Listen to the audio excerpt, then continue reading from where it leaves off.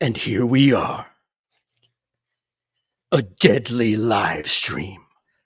An incredible celebration of the launch of the greatest Kickstarter this community has seen.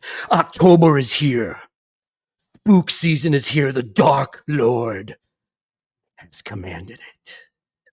And tonight, my little freaks, we're here to celebrate.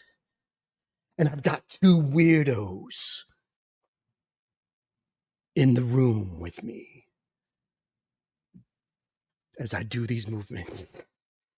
Jazzy Jamie Wood, Sean Crystal. But first, let me let y'all know we got the goblet of tea and we're ready to go. Let's do it. Holy shit. Oh my fucking God. Ink Pulp amazing. Live. Kickstarter. Ink Pulp Live. We had a Jim, we're performance going to need before more the of show those dance today. moves. We're going to need more of those dance moves just throughout We're going to the do a stream. whole Yeah. dance episode now that I started this dance thing Oh last my time. God. I was dying. That was so fucking hilarious. I was trying not to make a noise. When you said the dance moves thing, I almost spit. I do think I'm going to wear this cape throughout the whole campaign, just in general. Like, of course. Actually, I would keep after the campaign. It's your new look. It's your new thing. Jim in his cape. I'm going to walk down to New York Comic-Con. I'm going to walk down to the taco truck tomorrow for lunch wearing my cape in all black and see how it goes. So, how are you guys doing? Dude, how are you actually, guys? Jim, that's a great idea for some reels that will help like get eyes on the Kickstarter. Like, be funny like that. I think people will just die and be like, all right, I got to see what this Kickstarter is all about. Oh my God. We've gone from just being freelancers to just straight up like performance artists at this point. Yeah, absolutely. Yeah. That's definitely true. It's wild. And also my like super ghetto foam core homemade Savage Street Vigilante sign. I love that. That's so awesome. So, dude, I realized what? Go ahead. Go ahead. Oh, let's say I realized that like between you, me, and Mateo, and the shows we have going on, we're now the Beastie Boys of comics. Like, I'm just gonna say it. Yes. That's what we are. Yeah. We're the Beastie Boys of comics. I'll take that. And when you were on a bathroom break before we hit record, I was telling Jamie the ink pulp that went up yesterday to celebrate the Kickstarter launch with me, you, and Mateo drawing. I watched it this morning when I was at the coffee shop, and it looked great. Jamie did a killer job editing in all the art and the photos. But also it's over an hour of Mateo just destroying it live. I know. I mean, we have to promote that more because that like there's going to be so many people that will want to see that. Yeah.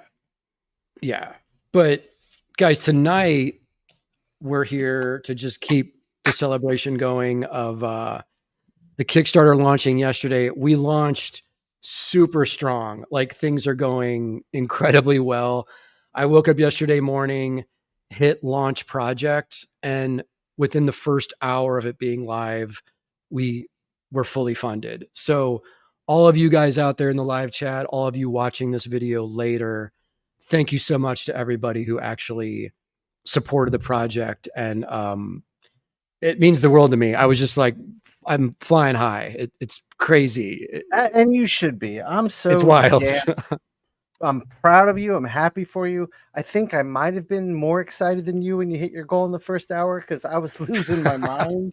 I was the same, Jim. I was texting you. I was like, it's almost there. It's fully funded. I was doing the same, and then I kind of stopped. I was like, I'm probably annoying the shit out of Jim right now. He's probably getting texts from everybody. No. It was a full day of like people congratulating me. Like, who doesn't want that? Like, it was awesome. Even West Coast Avengers is in the chat. Even he was hitting me up and was like, oh shit, dude. Like, it was cool, man. I'm still like processing everything and also trying to stay on top of like the maintenance of the Kickstarter, and now messages and comments are coming in, and Oh, geez. you have to like, address all that stuff. So it's not a big deal. It's just part of the gig. Yeah, it's part of like what you do. So thanks you guys again. And Kasra, thank you so much, man. Everyone else in the chat, the beautiful people.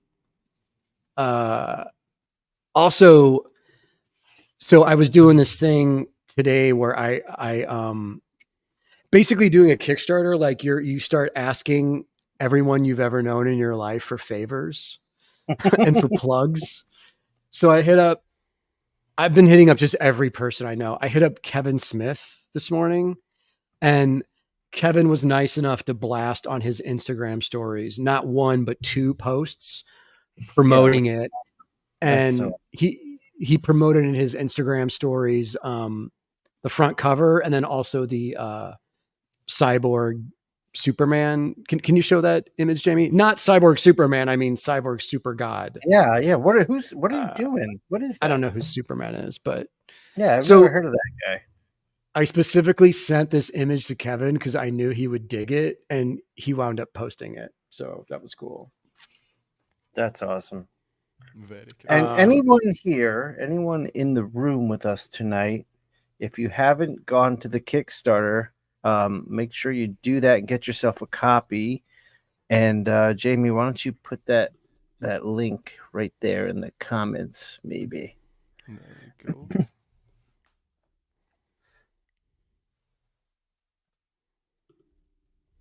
Yes. Get yourself a PDF of the book, the print version of the book, the Jim Rugg gorgeous variant cover. Yeah, he did a really book, which look how on point Jamie is. Look at that thing. The Mike Huddleston incredible variant cover. Look at that thing. Oh, Shawn, I had someone comment on the Huddleston cover and was like, "This looks like AI art." And what? I was just like, "No, dude, that's pen and ink on paper with digital colors like that." Right. That's insane. Mike's just really, really good. Yeah, Mike's just amazing. So, yeah. What did you like? That's a weird comment to say. What did you say? That looks awesome in red. Look at that. That does look sick. Yeah, that does look good. That looks really cool. Someone commented earlier that they couldn't hear me, so just checking that everyone can hear me. Sure. Damn it, Jamie! It's a never-ending struggle, Shawn. Castro said hi, Jamie, as well. Hi, Castro. Hey, Castro, what's up? Let's see where you left off, Shawn. Looks awesome. Yeah, so this is where I left off, people, last week. I'm going to get busy. I'm going to glaze the local colors in with my glazing fluid. So just simple blue, orange, flesh. It's the reason I do this is because then I can just put local colors on top in transparent layers. And these colors come through and they keep everything harmonized. Because if you just color with local color, it's just going to be a mess. Dude, those colors look fantastic. The way they dried on there. Yeah, glazing stuff is great, man. That glazing stuff is awesome. Fantastic. Jim, you have a question there about getting the book? Yes. Should be showing up that red light. Stuff, put it on screen. Is there a way I can get it not in PDF here in Europe? You mean the print version? Yes, of course. We're shipping international on all the products. Yes. Oh, are you? Yeah, I was going to ask you about that. That's yeah, great. You guys, anyone in the world can order the book. Like we've tallied in international shipping on every option of the packages. So you have to do all of that. Like you have to like research, and my buddy Rosston Meyer, who's going to be joining us a little later in the show tonight, he helped me figure out all that stuff.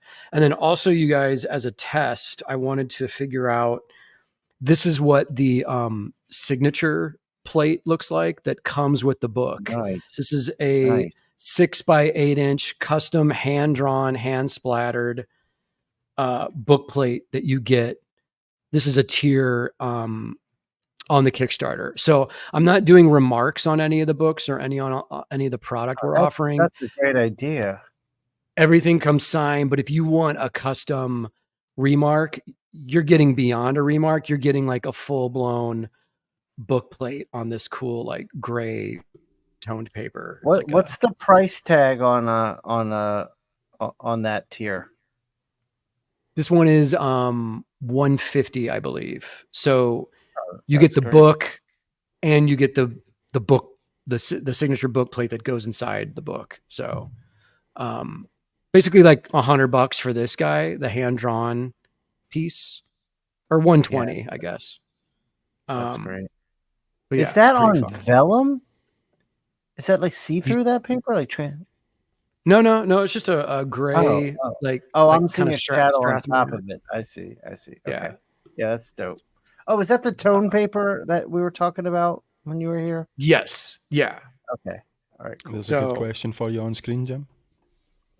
Jim with the Kickstarter flip phone. Are we going to get another defective coming down the line, or is it that decision for later? Yeah. My goal is to turn this into a line of books. So I already have the second issue planned and what character it would be. I'm really just waiting to see what the health of the campaign does, like midway through and towards the end, to see like what is the final success of it. You know, that'll kind of determine where I go from here. But my goal is, this is basically would be my dream situation, is I just write and draw my own, create our own comics and sell them directly to you guys. That was the goal with this, not just like, let me put out a single issue and try and make a bunch of money off it. The goal was, let me try and build something and keep it moving. I gotta say, like, everyone who's into like anything I've been doing with like ink pulp or ink pulp instruction, I've spent the past 5 years building towards exactly what Jim's doing. So I think everything a lot of us that you see as like friends and on the different shows we have going on, we're all kind of trying to build our way to doing Kickstart our own, create our own comics. And Jim's like the first one to hit the mark. So it's great to see you all being so supportive, and anything you guys can do to help spread the word would be much appreciated as well. Yes. What Shawn said. I send Shawn a script, you guys, before each show. And he is so natural with reading my stupid lines that I've written. Jim, that wasn't in the script, what you just said. Jim, just while you were talking about the book plates and stuff there, that might be a good time to tell people what the other like add-ons and stuff you can get are, because I don't think we've spoke about that on this show, have we? Oh, that's right. Yeah. Jamie, is it possible to actually just go to the Kickstarter page? Yeah, I can definitely set it up if I get 2 minutes. That would be great. And guys, always go ahead, Jim. I was just going to say, for continuity purposes, if you want to see this entire Savage Street Vigilante being drawn, go back to the live stream that Shawn and I did on Sunday afternoon. That's on the Ink Pulp YouTube channel. This is part 2 where I finished the entire piece. Yeah, same with me. If you want to see, because I started this painting from 0 on the show and have not touched it since. So this whole thing will be done on the show. So you can go back and see the same. It's like a video archive, dude, of our process. Yeah, totally, which helps people want to come back to it and see it in the long run. So what else is going on, Jim, other than your Kickstarter? Are you ready for just before we get into that, guys, I have the Kickstarter here if you want to look through it. Yes. Go ahead. Yes.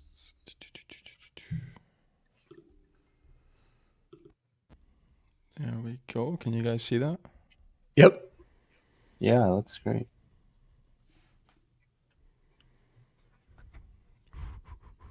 Should we look at rewards add-on items? Yes. Actually, man, if you can kind of just keep scrolling on the main page, I think the visuals here are the best. So it's like if you can go to the bottom of all the I'm just looking for an excuse to show these pages off again. But Well, it's like, you're awesome. They're awesome pages. oh, that reminds me, I'm going to sneak peek a page that no one has seen yet on the live stream tonight. Nice. So yeah, after I think it might be a ways down, Jamie. Rewards. So my cover, Huddleston cover, Jim Rugg cover. These are $30 each for the 48-page book. They all come signed. The 5-piece Ladies of Freak City print set. That's $125. Awesome. These are 11 by 14 on like, guys, these are not printed on thin, shitty, glossy paper like you see amateurs at Comic-Cons have. These are printed on high quality 300-gram heavyweight like watercolor paper, textured, really nice. Was that through Luma Prints? Did you do this? Through Luma. Yeah, Through they Luma. do great prints. Jim turned me on to them. I try to use them as much as I can. There's the book plate tier. This was 6 by 8 inches. We also have the big package deals where you can get the book, the PDF, the print set. That's the big package. The whole package is all the covers of the book plus the print set. This is the retailer tier where retailers can order 12 copies of the book at a time, get the wholesale price, basically a half off cover. And these all come signed as well for the retailers.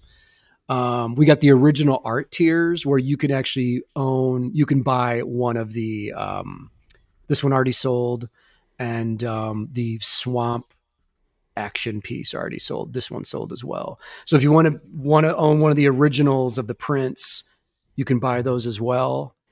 Nice. How much? So here we go. Those for? Those are it's $8.50, and you get the original, the book, Nice. and the original, the book, and the print set. Nice. Sorry, you guys, I'll be honest, my mind is a little slow tonight because I'm completely fried from the last 2 days. Dude, it's fine. My voice is going as well, but I'm having a good time. So here's the add-ons: Ballpoint Slayer art book, the Girl Scouts Magic Socks trade paperback, $30, come signed. This is sold out. We had packs of Girl Scouts single issues of Stone Ghost, the whole 6-issue series. That's gone. Carl the Cat one shot, $25 signed. Oh, this wow. is almost gone. Tank Girl sketchbook. There's a couple of these left, $20 signed. And then Supernaut is actually sold out. This was a mini comic I did a couple years ago. So the other add-on we did today, we had to correct, was someone was asking if they bought the print version of the book, if they could do the PDF as an add-on. And so, yes, you can do that. We that's interesting. Added that to the page. So, yeah. And then Jamie's going through all the stuff again on the right-hand side there. So we're moving, guys. We're cranking along on it. It's only been day 2. So yeah, that's awesome. Pretty exciting, man. Pretty crazy. Totally stoked for you. Thanks, dude. And thank you for both you guys allowing us to do this, yet another live streaming is just going to become part of our lives. It's just like, yeah. Well, I mean, we built this, with a bunch of reasons in mind, and that was one of them. We'd have a vehicle to promote our stuff on. Yes. Yeah. Hell yeah. But let me show you guys real quick. What's nice about glazing is you see how transparent it is. Like all the values I did underneath it are clearly defined, no problem with the glaze on top of it. So it's like I'm adding a thin, transparent blue, and all that shadow work doesn't disappear. Nice. Dude, do you have an idea of like how far that you want to take your colors? Like, is there an end point? Is there such thing as like overworking your colors? There is, yeah, there definitely is. I think I think I overwork everything I do, but not to the point where it hurts the piece necessarily. I just think I give myself more work. But I know once I get my local colors in, which is the goggles, the suit, and the skin, then I just want to do the highlights and I'm done. My process is so methodic because of how my mind works that it's like I know what the finish line looks like, and I'll know when I get there. Nice. Okay, that makes sense, dude. So I gotta give Shawn props. I won't say I guess what it is, but Shawn showed me a new cover that he did today. That is one of the best images he's ever produced in his entire career. Like I blew my mind. It blew my mind seeing it. And we were on the phone talking about it today. And I just kept staring at it and was like, okay, dude, you're entering a new dimension now with your work. Like it's super exciting to see. Jamie's seen it. It looks insane. Shit, man. Yeah. Well, I appreciate it. Thank you. I can't wait for you to see it, the original, in person in a few weeks, because I think you're going to like it a lot more. Oh yeah, yeah. But Jamie, let's show the people. Let's not leave it on screen too long, not too quick, but let's show the people. All right. Okay. I didn't have it up. Let me get it in 2 seconds. No rush. No rush. The new one, definitely the new one. So I don't. Yeah. I'm gonna have it at New York on my table, so anyone who wants to see the original can stop by and peep it. I do think it's probably the best thing I've done painted. I'll flash it really quick, right? No, you don't have to flash it. Don't do that. You tell me when to take it down, Shawn, okay? The world premiere. Dun dun dun dun dun. Look at that. So guys, that's entirely hand painted. There's no digital work on that thing at all. It's dude, that is brutal. That is breathtaking. Look at those wrist gauntlets, the spikes, the lighting, the highlighting, the attitude. This is like channeling the spirit of Corbin mixed with the drunken stench of Simon Bisley. Oh my God, dude. Filtered through Shawn's Atlanta, Stankonia, stoned mind. Like this, dude, that's my quote. That's my quote from the back of your art book, bro. Dude, I need that. I need that quote. Oh my God, I need that. That's amazing. But yeah, thank you. I appreciate it. I like what I like about it the most is it's metal as fuck and just pure attitude, but it's pink. That's exactly me. Exactly. That's like so me to be so contradictory with like subject and color and make it work. I just love that I pulled that off, and I didn't get any pushback from the editorial staff over at Spawn. They loved it. It's gorgeous, man. Another thing to point out, and this comes with like age and experience, is look at the confidence of you have the top of the piece with the cape, the mask, the gauntlets that is hyper detailed. Everything you want is there, the form, the lighting, the shadow. But when you get to his knee, the boot and the mountain, the rock that it's on, that all goes super minimal because you don't need detail there. You just need the forms and the lighting, and the eye starts at his head and goes down, and we know exactly what we're looking at. We understand what's going on perfectly. That comes with experience like that. Thank you. I appreciate it. Yes, because it is the young artist that wants to render out everything, but what I've learned is how to control the focal point. And it also, I think to the artist, because whenever I do like some atmosphere, like that back leg, which just disappears almost, I think that's the type of shit artists really nerd out over. Like I remember I was doing a commission at Heroes Con. It was a venomized vampirella, and in the mouth of venom, I just had it like the values just fade away into the same as the background. And Tommy kept nerding out over that one part, and that made me happy. Right. But Yeah, thank you, dude, this Jim. this is really hard as appreciate hell, dude. As Eddie P would say, this is hard as hell, man. It's hard as hell. Thank you. Thank you. I really appreciate that, man. But now I got another cover I got to do, and I got to up this one. Oh shit. Well, no pressure. I'm in deep waters now. No pressure. Beautiful work, Shawn. Thank you. Thank you. Someone asked about the glazing. Kazra, I really appreciate that. He's saying best purveyors of pink, Stealth and crystal.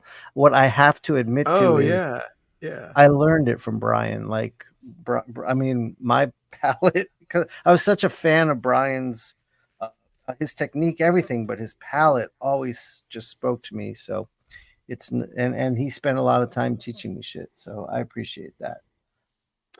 Yeah, and you've let it be known on the show that you're like a student of Brian Stelfreeze in a way, like not literally a student, but yeah, a student of inspiration. I would honestly say, in terms of my professional development, the single most important teachings in person was Brian. Like, I went to 2 years of grad school, but none of that compared to, the hours Brian spent with me.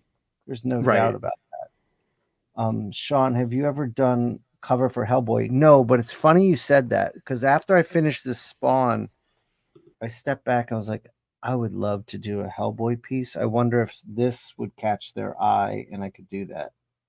Oh, that'd be awesome. That would be so sick. Dude, this is a good transition point, because I wanted to bring up Mignola and Hellboy tonight, because I mentioned last time that I watched the new Mignola documentary on Amazon Prime, and the last week I've been in like this really serious like Mignola phase, and I did my interview with Blitz magazine yesterday for Ramon Perez's publication, and this girl Tiffany who interviewed me was super cool, and we were talking about style and evolution, and I prepared just a very, very quick lesson for tonight, you guys. Just a very quick Mignola awesome lesson, which is the evolution of style, and kind of what I was talking about was Shawn's piece, the confidence of an artist, which is like when Mignola first started out and he was kind of like work for hire. He was having other people ink him, which was fine. Like, I mean, P. Craig Russell inked him. Dude, he had amazing inkers. Yeah. Do you remember this issue, by the way, with Banshee? Yeah, of course. This was awesome. Yeah, dude, I studied the shit out of all of Mignola's entire body of work. So I bought this off the shelf as a kid in '88, and like my other buddy that collected comics, he did not like Mignola, and like the wide faces that Mike was drawing back then, like my buddy was just like, what is this face? It's like made of dough. Like, I don't like it. Like, why is he? And the very controversial thing about Mignola, it's funny to talk about it now, but like the fact that he drew lips on his male characters. Yeah, upper lips. Yeah. The upper lip. This was a very controversial thing with my nerd group of comic friends. Now, Shawn, I was smarter than everyone else. I knew right away that Mignola was obviously dope. You are the prodigy jimmahfood, so of course you do that. So I was buying all this stuff, and then you go from Mignola having other people ink him and still figuring things out to, in the documentary, Mike specifically saying, really all I wanted to do was draw monsters. I don't want to draw cars. I don't want to draw superheroes flying through cityscapes. So you get to Hellboy where he creates a character perfectly designed for his drawing style. Yes, By the time it gets to 95, this era of Mignola, I call this the perfect era where I agree. all of Seed of his Destruction. drawings, dude, all of his drawings are fucking perfect. The Yes, proportions, I agree. the The abstraction distribution, was perfect. Yeah. yes. The Yeah. distribution of like light and shadow, the amount of detail, but these drawings are they're perfect drawings. The storytelling is perfect, The page pacing and layout. storytelling. Yeah, the spotting blacks. Yeah. And I mean, you I guys think- watching, you know all this, but it was just Yeah. But we I do mean, talk about that. Like, what's your favorite Mignola era? And I always say Seed of Destruction, which is exactly what you're talking about. That era was the best. yeah. So then you get to, let me turn my light down just a little if this is getting blown out. But then you get to Hellboy in Hell, which I still think is stellar Mignola. But I heard a couple artists saying, "Oh, he seems like he's getting a little lazy. Like it's the drawings are more really? cartoony. They're not as detailed." But it's like, no. You don't know what you're talking about. This is now a super confident, aged, brilliant cartoon. I agree with you 100%. I agree with you 100%. Yeah. And Shawn, I you don't know think- this. This is Mignola just chilling. He is a master at this point. Yes. He's absolutely. he's in his comfy studio. He's wearing a sweater. He's drinking a goblet like I am of tea out of a skull cup. I know your style, Mike. I know your style. He's grown his beard out. He's got a fluffy beard. He's drawing these pages and he's watching like Hammer horror movies while he's in the studio. And he doesn't need to do hyper detailed work because look at this storytelling. Look at this design of just this panel. It's perfection. Master level. It's master level shit. Without a doubt. This era of Mignola, he doesn't have anything to prove to you. He's done the work. Right. He is a bona fide master. He's in the top 10 of all time. And he's just loving making comics and he's just chilling. And I would also add to that, he's because of how long he's been doing this and how experienced he is. Oh, whoa. My comic is damaged, Shawn. We gotta Jim, this is a problem. We gotta pause the show.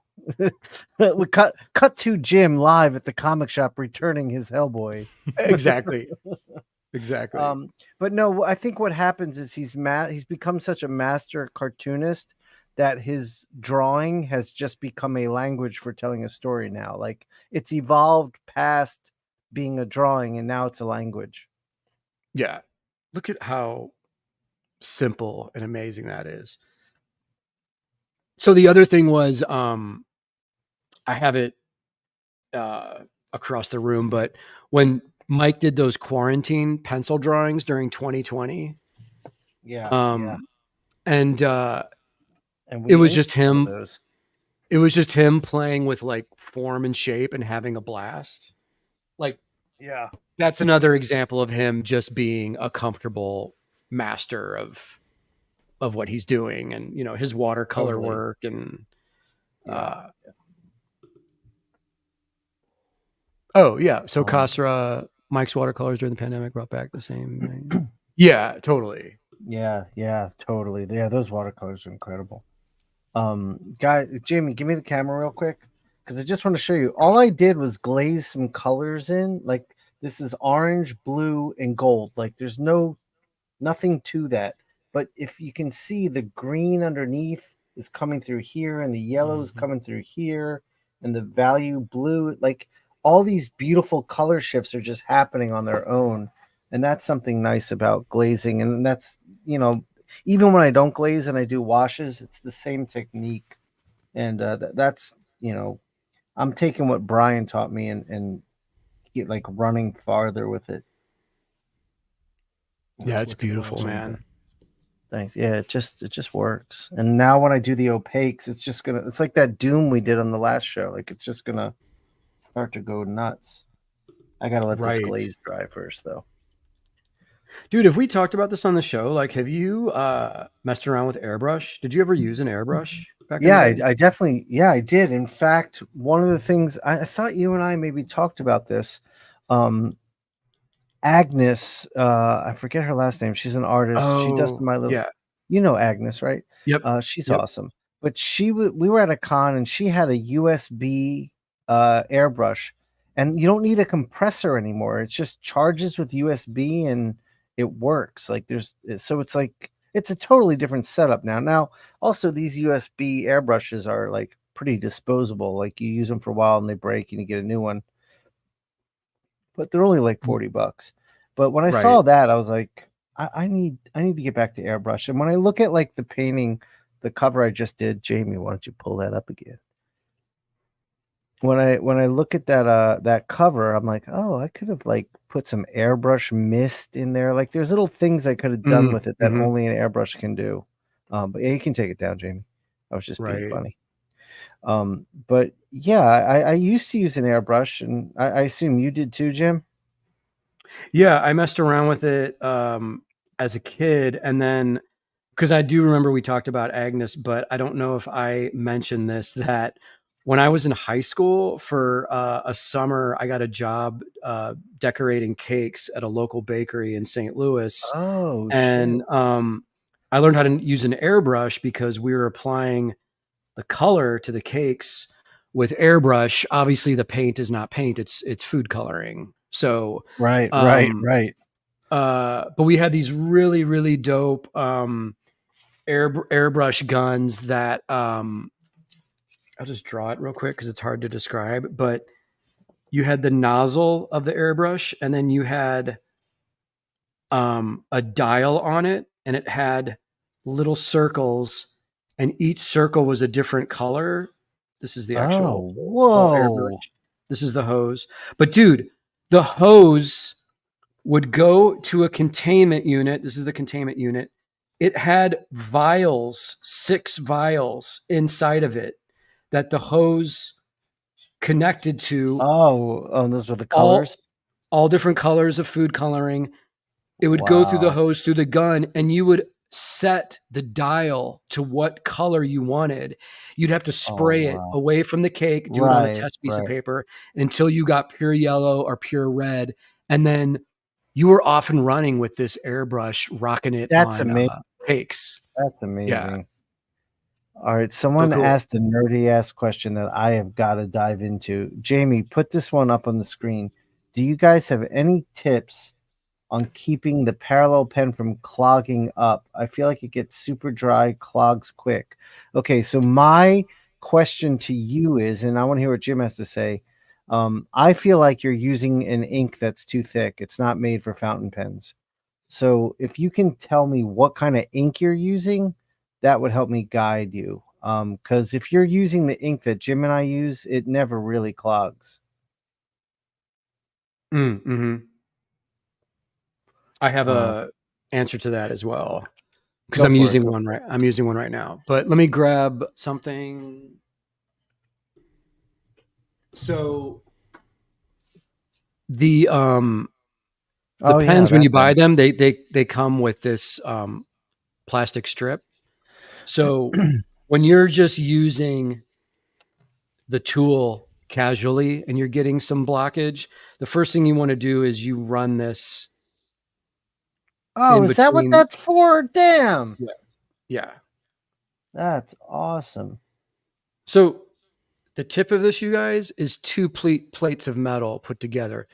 You're going to run this in between the plates, and that clears the gunk out. That's awesome. Shit, man. And then you want to get, you want to get yourself a little test piece of paper to clean it. But also you're going to want to have a rag, which I do anyway at all times, next to your table to clean this off. And then about once a month, I fully take this whole thing apart. I take this apart this out Me of the too. chamber, Me too. and Yeah. then wash everything off. And then I let all the components, all the parts sit in a soapy cup of water overnight. And then Jim, let me ask you, what kind of soap do you use? dishwashing soap, just from the, Okay. yeah. Because I use Windex because ammonia is like the ink antigen. Because ammonia will break down dry Oh, ink better than anything. So I'll just put oh shit. Windex in Okay. hot water. Yeah. Yeah, you'll see a difference. By Someone's the way, asking, let me see if I have that Pentel refill. Let me see if I have that, if it's at just home or before you here. do, Sean, Magikarp said he or she uses Higgins Black Magic. Okay. That's a terrible ink. I don't remember it being thick though, but it's a terrible ink. It could have bad carbon fibers in it. Let me get the ink I use and I'll put that on camera because I think the problem is you're using bad ink and it's clogging it up. Yes. And guys, trust me, Sean's like a fucking scientist with this stuff. Well, I get technical tool advice from him all the time, and then I'll grab the ink that I use. So I'm using the red ink that comes with these pens when you buy them. The Pilot Parallel pen ink, the cartridges. But we've said this before, this stuff is not waterproof. So you can't paint on top of this. When you put the Black India Rapidiograph ink in your parallel pens, this is waterproof. So you can paint on top of it. I've never had any problems with this clogging my pens. Yeah, that's the ink So right there. It's exactly it. And I'll show you. I just got some more ink too. It's the same ink. It's just the rote ring, not the Koh-i-Noor version of it. I don't have the converter with me, but actually, let me send Jamie a link so you guys can see it and maybe you can order it too. Um,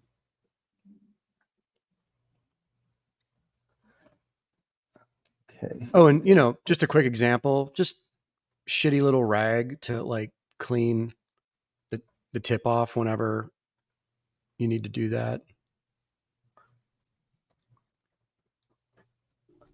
Or a tank of live squids like West Coast Adventures. The squids work too. Squids will work.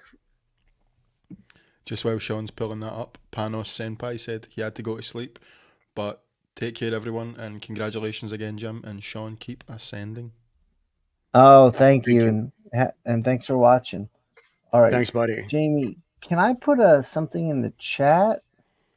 You could just Or put it in should I? WhatsApp, Okay. or is that harder? Where's my phone? No, it's fine. It's fine. In fact, if you pull it up on screen, that would be great. Yeah, I'll do that. Michael Byers asked, "What's this Pentel refillable pen Sean's talking about?" I'll show you. I'll show you guys. Someone also asked earlier for you to show reloading it, but I can't find the message. All right, Jamie, I just sent it. Cool, I'll get that up.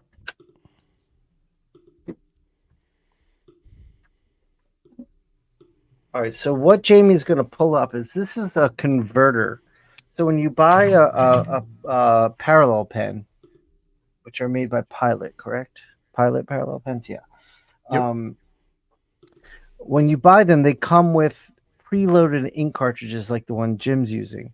But if you want to fill it with your ink, you can do what Jim does, which is clean out the cartridge of the ink that's in it, and then refill it yourself. But those cartridges are disposable, and it's a little, I don't want to say tricky. It's just kind of it's fine. It's fine. But I found these converters that you can load with your own ink. They're built to suck ink into them and be reloaded over and over. That's them. And so you can use those as your cartridges. And when they run out, you simply twist the thing till the black part at the bottom there goes all the way up to the top. And then you dip it in your ink and reverse it, and it sucks the ink right into it. And Yes. they're not expensive, and they're great. So that's what I was talking about. Yeah, those are awesome. It's funny because I will buy multiple versions of these same pens and then have them set up for different things. So for example, this blue one, this is just my red ink pen forever. I've got a green one for the rapidograph ink, and I got a green one that I have the top marked with white that has the not waterproof Pilot ink in it. So I use these things all the time. I just buy multiple, especially if your local art sale or something is having your local art store is having a sale. That's when you buy, multiples of things. So if that makes sense. Yeah. Also, you want to make sure, and this gets back to the ink question. I love this show, by the way. Dropping knowledge. Fountain pens are a very unique thing in terms of ink. So they make ink specifically for fountain pens. It has to be super thin in order for a fountain pen not to clog.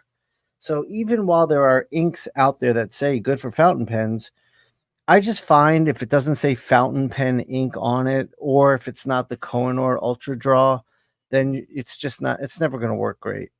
So I look out for that when you're buying inks.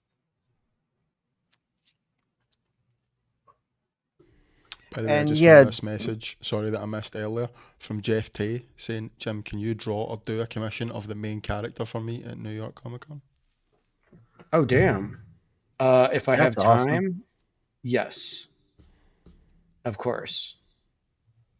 Yeah. Actually, go ahead, Jim. I was going to say, I'm trying to figure out what New York is even going to be like. Do I have time to draw? Am I just standing and hustling and talking to people and promoting the Kickstarter the whole weekend? Or I don't know, because I'm just completely distracted with the actual day-to-day Kickstarter at this point. So New York is like, oh, I don't know what I'm going to be doing. So, but please come by the table and say hello, and we'll figure it out. Yeah, we'll have some cool free stuff for all of you guys.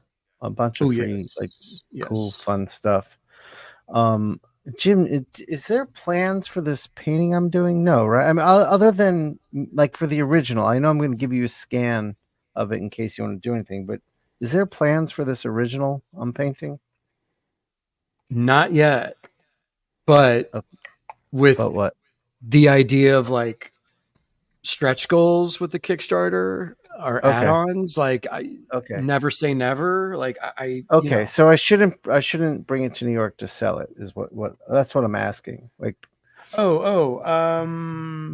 let's discuss that off. Okay. Air. Okay. All right. Yeah. That's fine. Cool. That's fine. Totally. West Coast Avengers asking Jim, are the people ready for the video we shot that I'm dropping tomorrow? Oh Lord, yes. Well, they will be now that we're pimping it. What time does that go up, Dave?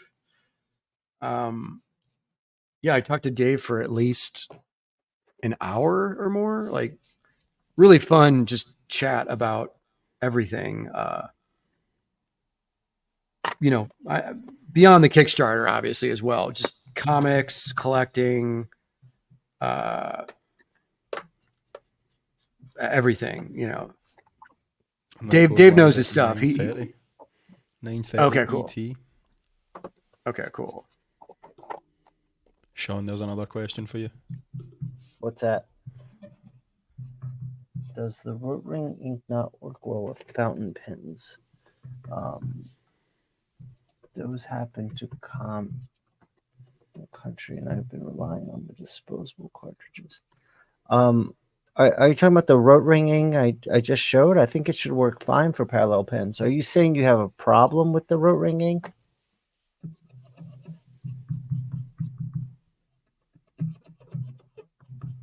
Because if you haven't tried it, I think it'll be a great ink for you. But if you're telling me you've tried it and it clogged your pen, I'd be curious to hear that.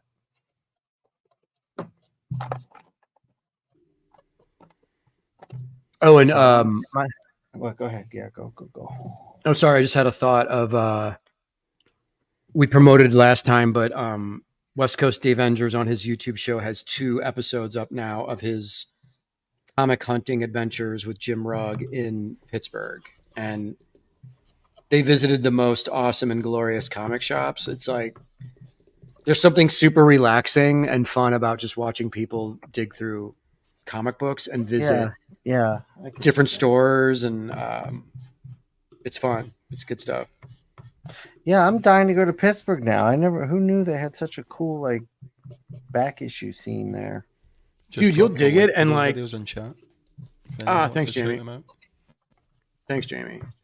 And Shawn, I was going to say, like, I mean, foodie culture is everywhere now in the world, but yeah, Pittsburgh, we ate really well out there. Like, we had some incredible meals, and there, there's obviously some restaurants out there. So, yeah, it's funny you say that because I have seen stuff about the Pittsburgh food scene before, and it does look interesting.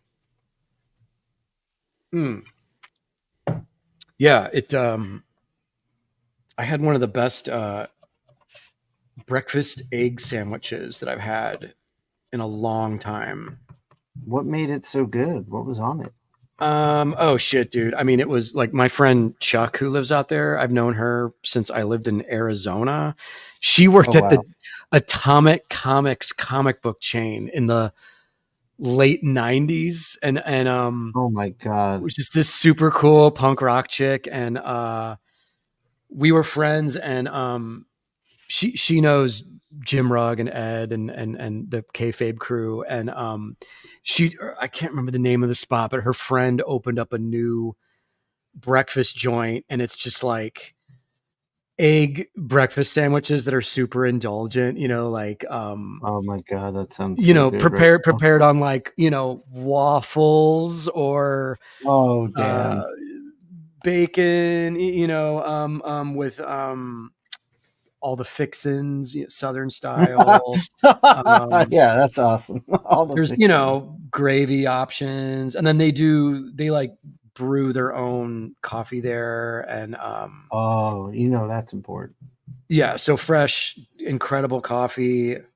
I feel bad that I can't remember it now, but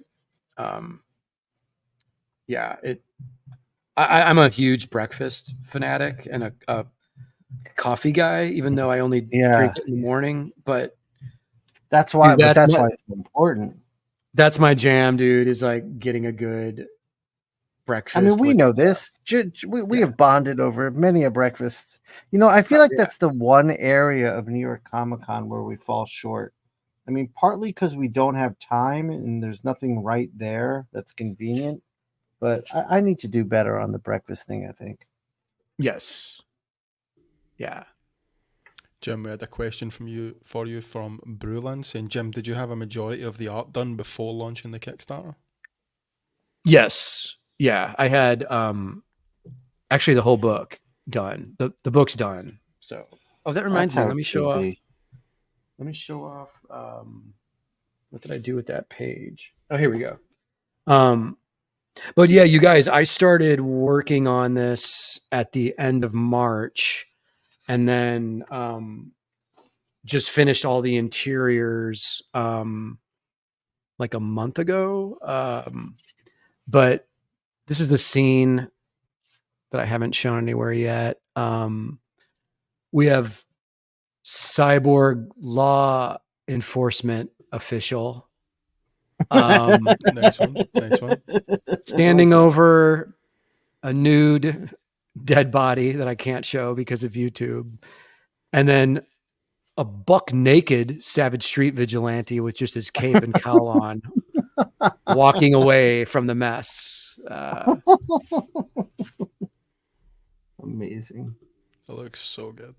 Loving that spatter and working that white into the black ink, But yeah, I sent out a thank you. Oh, Jamie, can you show that thank you art? Yeah, this is what's awesome about technology. This is like, I sound like an old guy saying this, but I drew this in my sketchbook this morning in the coffee shop, and then came home, scanned it, colored it. The original is right here. So I just drew this at like 7:30 a.m. this morning, and then was able to just blast it out with a message to all the Kickstarter backers to say thank you and announce our show for this evening.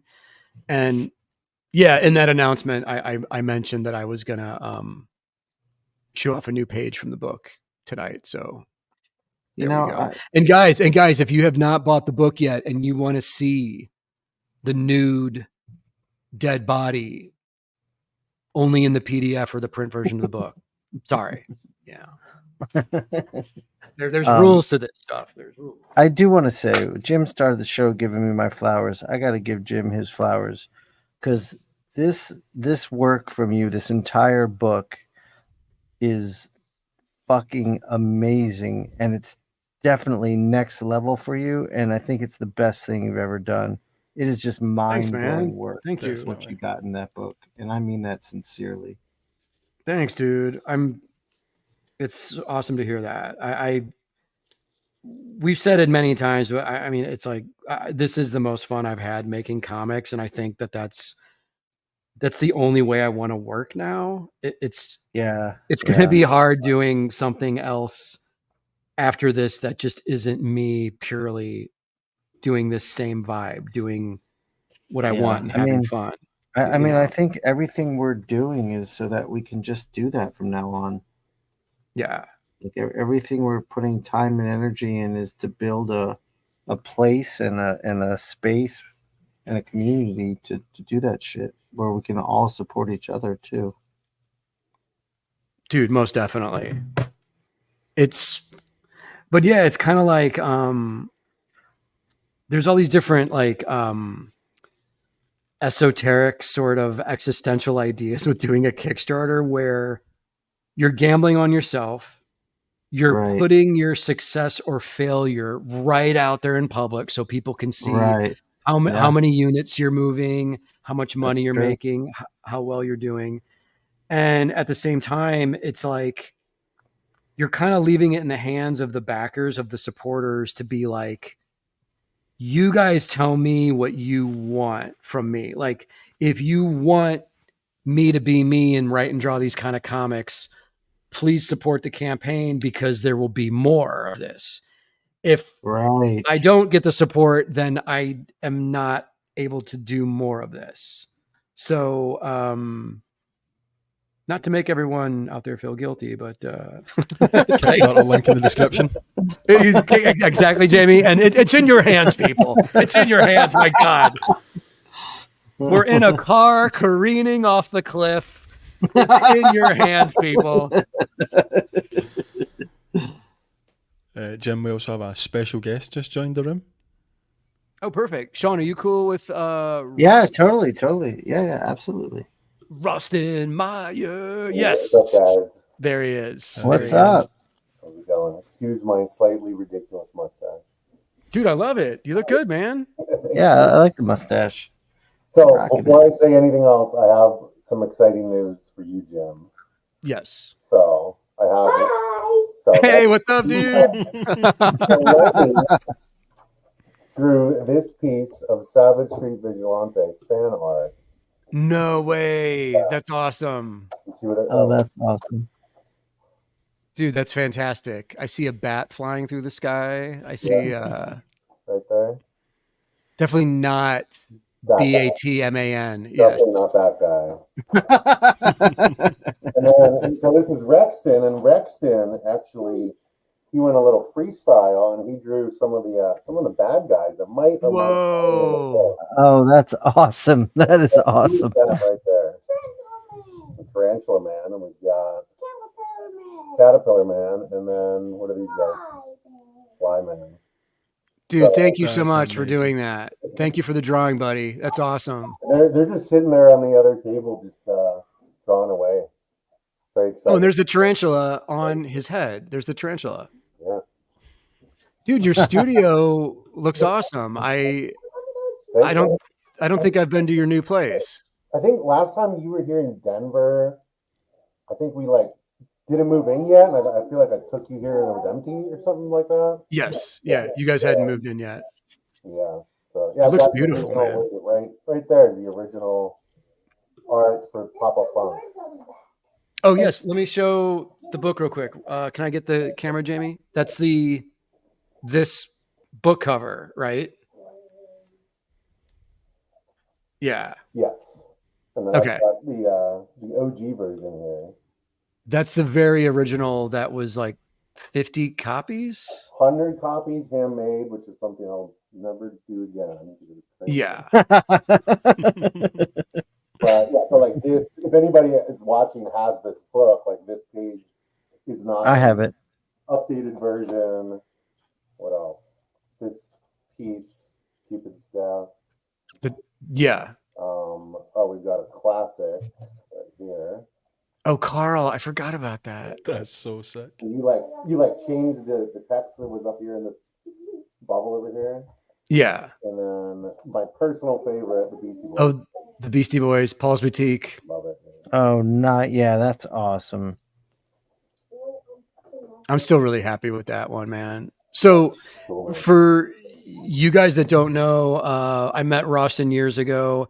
He completely redesigned my website.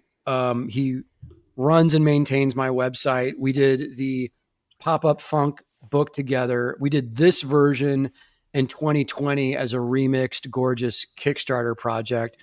That was my first Kickstarter ever. And this was a big success. And then Ross has created his own career as a freelance pop-up book designer. Like I showed it off a couple shows ago. He did the incredible Keith Haring pop-up book. Andy Warhol has worked with Junko Mizuno.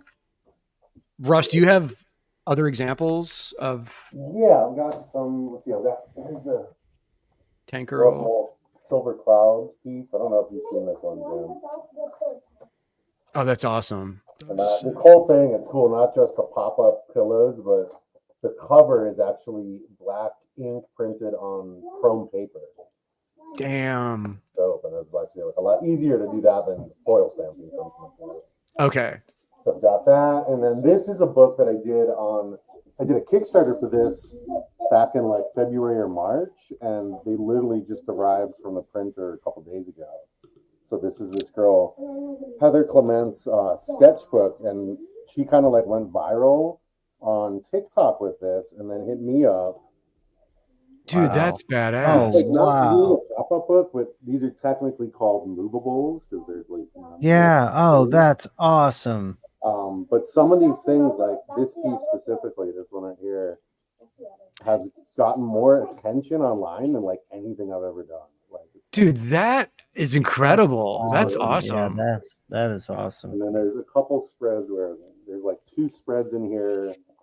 That's cool. There's like art in the background and then a die cut page like that. Holy shit, man. So yeah, I'll send you a copy of this thing, man. Yeah, please do. That is gorgeous. I just put a link to really that gorgeous. Kickstarter in the chat, guys, if anyone wants to check it out. Perfect. Thanks, Jamie. Yeah. Dude, that's awesome. Yeah, it's super cool. And it was like a bit tricky because she had done all the art, but like she didn't really know how to make it production ready. So what I had to do is like figure out how to make sure that all of these pull tabs would lock, because if they don't lock and someone can like pull it out of the book, it's probably never going back into the book, you know? So Yeah. this is cool. This was like a bit of a kind of like a stretch, I guess you would say, for me, because it's not a pop-up book with like a famous artist that has a big following. It's just like a cool project that somebody did, and I'm glad that I teamed up with her, because this book. Dude, that's awesome. Hey man, just for microphone reasons, when you stand and are closer to your computer, we can hear you way better. Like, can you pull your computer closer to you, or is it okay to stand? Like where you were at standing was awesome. Gotcha. So Jim's talking right now. He's up here. I'm waving my hands, dude.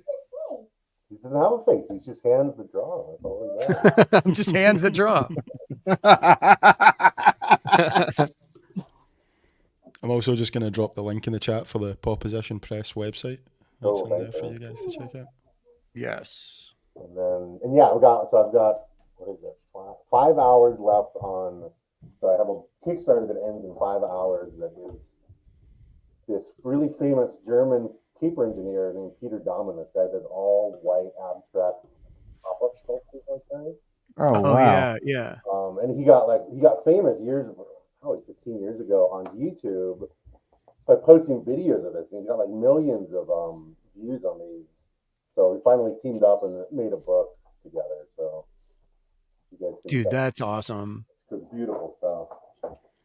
That link's Dude, also we in the just chat heard for you about guys. 2 artists who became popular using social media to get their art out there. That's pretty cool. Yeah, it's possible. There's no telling if it's going to work, but it's definitely happening out there. Right. Yeah, man.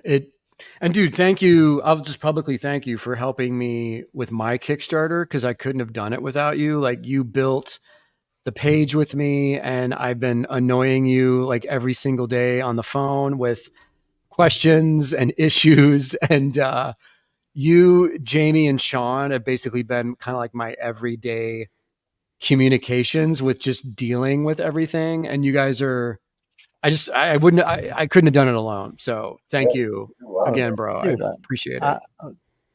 I just feel very lucky to be here, and lucky that we've done things that allow us to help each other. I'm down for the cause. Definitely a pleasure, I've Jim. said it before to you, Jim, but like literally none of this pop-up book stuff would have happened if you didn't say yes to me, 12 years ago. And you're like, I guess we can make it. Yeah. Yeah. I figured It's crazy to think. Let's try it. Why not? Was that 12 years ago, the first one? 2013 we worked on it. So yeah, it was almost 12 years ago. Shit. Wow. Somehow still doing it. And yeah, I'm one of the only people in the world. There's like one woman in France that has a company that kind of self-publishes pop-ups, but there's not many people making pop-up books left. That's amazing. Trying to keep it alive. Jim. We just got a question in the chat saying, does Rosston have an Instagram account? And I've put the link in there for you guys to check that out as well. Oh yeah, Proposition Press on Instagram. Oh yeah. Dude, the funny thing, like when you and I first met in the streets of Miami during Art Basel, this is at the height of my party era, and I was definitely like intoxicated in the streets. And Shawn Ross comes up to me and is like, "Hey, Jim, huge fan of your work." And he's like, noticed your website, like not that great. And I'm like, yo, who? I was like, yo, who the hell are you, dude? And he's like, oh, I'm like, who's this? And I'm not saying what I said because his children are right there, but I was like, who the expletive are you, dude? And he's like, oh, well, here's my card. Did you get aggro? Oh, yeah. Well, I was on different substances, but right. I was kind of like, yeah, let me take your card, whatever. And then I looked at his work and I was like, oh, this guy actually knows his stuff. So Ross started rebuilding my website, and then this pop-up book idea comes like from him from out of nowhere, basically. And I start sending him high res art, and he starts doing just all the paper constructions on his own. And then we have a book, and then we remixed it and re-released it in 2020. And now you're doing like the deluxe Keith Haring, which I showed off on the show, dude, but I don't know if you want to show that off again real quick, but it's insane. I do have one available. Yeah. With the wood engraved coffin case that the book comes in, and which is amazing. So you guys look at this thing. Yeah, it's amazing. Yeah, it's pretty heavy. It's like 13 pounds. There we go. Nice lighting. Dude, it's beautiful. So for people that don't know, this altarpiece is the last thing Keith Haring did before he passed away. He did these etchings, and then they made they're like 4 feet tall, like giant metal versions of this thing. There's one in New York. There's like actually one here in Denver. They're scattered around the world, but it's the last thing he ever did. And when I was looking at all of his art, I'm thinking about like, well, what can I do to make the special edition really special? And I got this idea, and it's still crazy to me that they said yes to me producing this thing, because it's insane. Dude, it's beautiful, man. I flipped out when I got this in the mail and was taking it out of the packaging, man. It's amazing. Yeah, I'm like super proud, and I really don't think I'll ever top this as far as packaging goes for a book, because this thing is it's insane. So yeah, dude, you've come a long way. I mean, you've come a long way from the original pop-up book that we did 12 years ago. Like you're entering design genius mode here. So just figure it out. Like I asked some people that I'm now friends with, but like, how do I do this? And everybody was like, you can't do this on your own. Like, it's not possible. And I was like, no, it is possible. I'm going to do it. And that's the first book we did. And, fast forward now, I've done like, I don't even know how many books. It's definitely over 10. It's like 14 books or something like that. Yeah, man. It's awesome, dude. I just wanted to have you on, man, just to say hey and thank you again in public and show off some of the new ones. The newest book that you just showed off is unbelievable. Like that one. Yeah. What's the artist name again? I'm sorry. Her name is Heather Clements. CLE. I sent Jamie the link so that you can, even though that Kickstarter's over, there's the page is up, and I just want to show you the last thing I'll show you guys. Whoa! This page is crazy because, dude, whoa. Let's see. So there's her eyes. You can pull her eyes out, and then there's like, I don't know if you can tell, but there's space behind her eyes, and then you can pull her mouth down. Wow. Dual pull tab thing, and it's like kind of tricky when you look at the back because there's like different panels so that they don't catch on each other. But yeah, it's pretty cool. And I have learned that I think that like one of the reasons that this stuff went really viral on TikTok and on Instagram is like it's a little creepy, and I think yeah, man. Yeah, I was gonna say like there's almost elements of horror in some of these images and the functionality of the pop-up stuff. It's almost perfect for October, dude. Perfect for spook season. For sure. So Lenny is making Pixel Mario's out of Legos lately. Oh, that's awesome, man. I'll show you guys that. Yeah, speaking of spooky, this one's pretty cool. Oh, that's cool. What's up, bud? Whoa. So there's like... Oh, wow. That's crazy. So cool. It's hard to do this stuff like standing up. I don't have a fancy table set up like you guys ever get with my camera. Right, so there we go. Yeah, dude, so beautiful. It's so cool, and it's just like it's opened up my mind a little bit to like, well, I could still make things that aren't necessarily pop-up books as long as there's like some sort of interactivity. I think it still fits within like the wheelhouse of what I've been doing. Yes, yeah, it's awesome stuff, man. And yeah, dude, I just wanted to bring you on to show some stuff off. And you're getting a I think Jim just crashed. Jim just crashed. No. Jim crashed? Oh, Cosra likes your Skinner book. That's awesome. Thanks, man. Yeah, that is the one. I am going to reprint that at some point. I get emails constantly about that. I'm going to drop the link to the website in the chat again if any of you guys want to check that out. Cool. Yeah, so for people who don't know, I did a Necronomicon pop-up book with artist Skinner. And he picked his 5 favorite Lovecraft stories and basically did like a full illustration of them, and that was the book that we did. And it was like it's just super cool. Oh, that sounds awesome. Let me go grab it. Yeah, have you ever seen it before, Shawn? No, I haven't. I would love to see that. Yeah, let me go grab it. That sounds right up my alley. Guys, we got to spread the word about Jim's Kickstarter because he needs a new computer. And we got to drive this Kickstarter up so Jim can get a new computer. I actually said that to him today. He was talking about how bad this computer is. So you need to buy one. Yeah, he needs one. So guys, let's spread the word. Oh, here we go. And is this still in print, this one? No, this one's out of print, and it will get reprinted at some point. Oh, I need one of these, dude. Yeah, this looks amazing. Little magnetic clasp right there.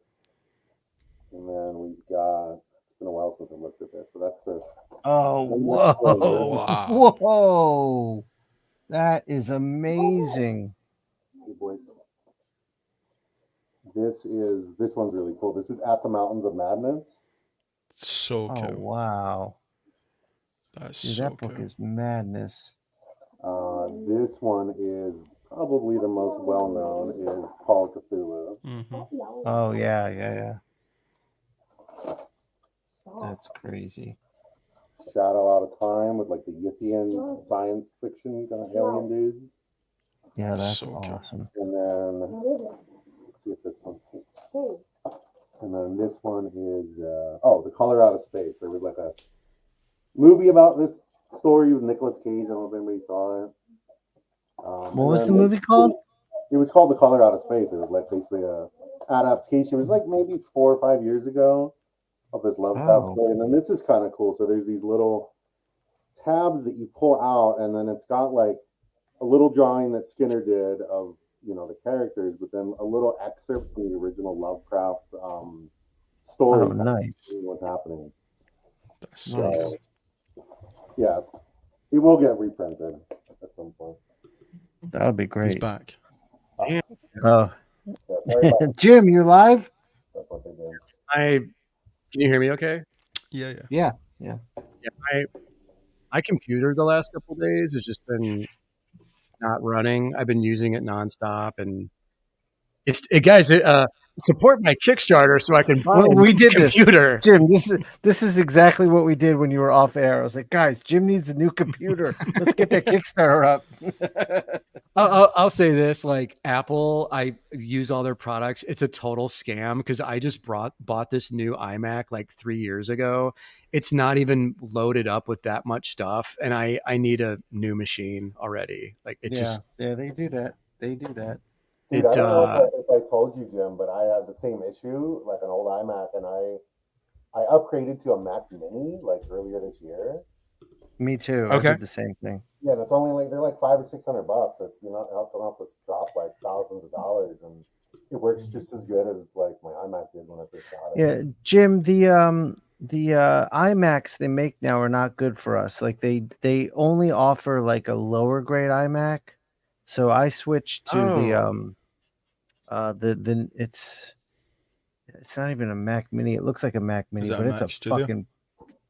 Oh, you got like a Mac Mini? I think it's a studio. No. I did get the Mac Mini, but I got a souped up Mac Mini. It was not $500, but this thing is a beast. But the studio is crazy. That thing looks amazing. I want to get that. That's the like cylinder look one, right? Yeah. But the Mac Mini I have, I got it's Mac Mini something, but it's a powerhouse. This thing's a beast, but it cost me a good bit. But I love it. It's great.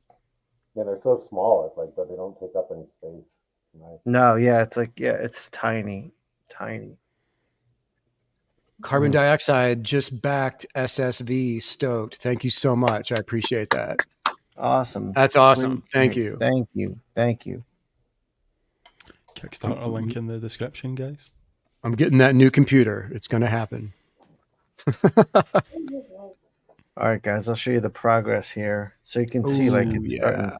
Oh man, man! Oh, the texture on that cowl is sick. Yeah, so I just got to do some highlights in the face and the spikes, and the bad boy will be done. But I like the atmosphere in this area. That looks awesome, dude. That is super smooth, man. Thank you. The lighting on that helmet, like that is crazy too. That's crazy. Thanks, man.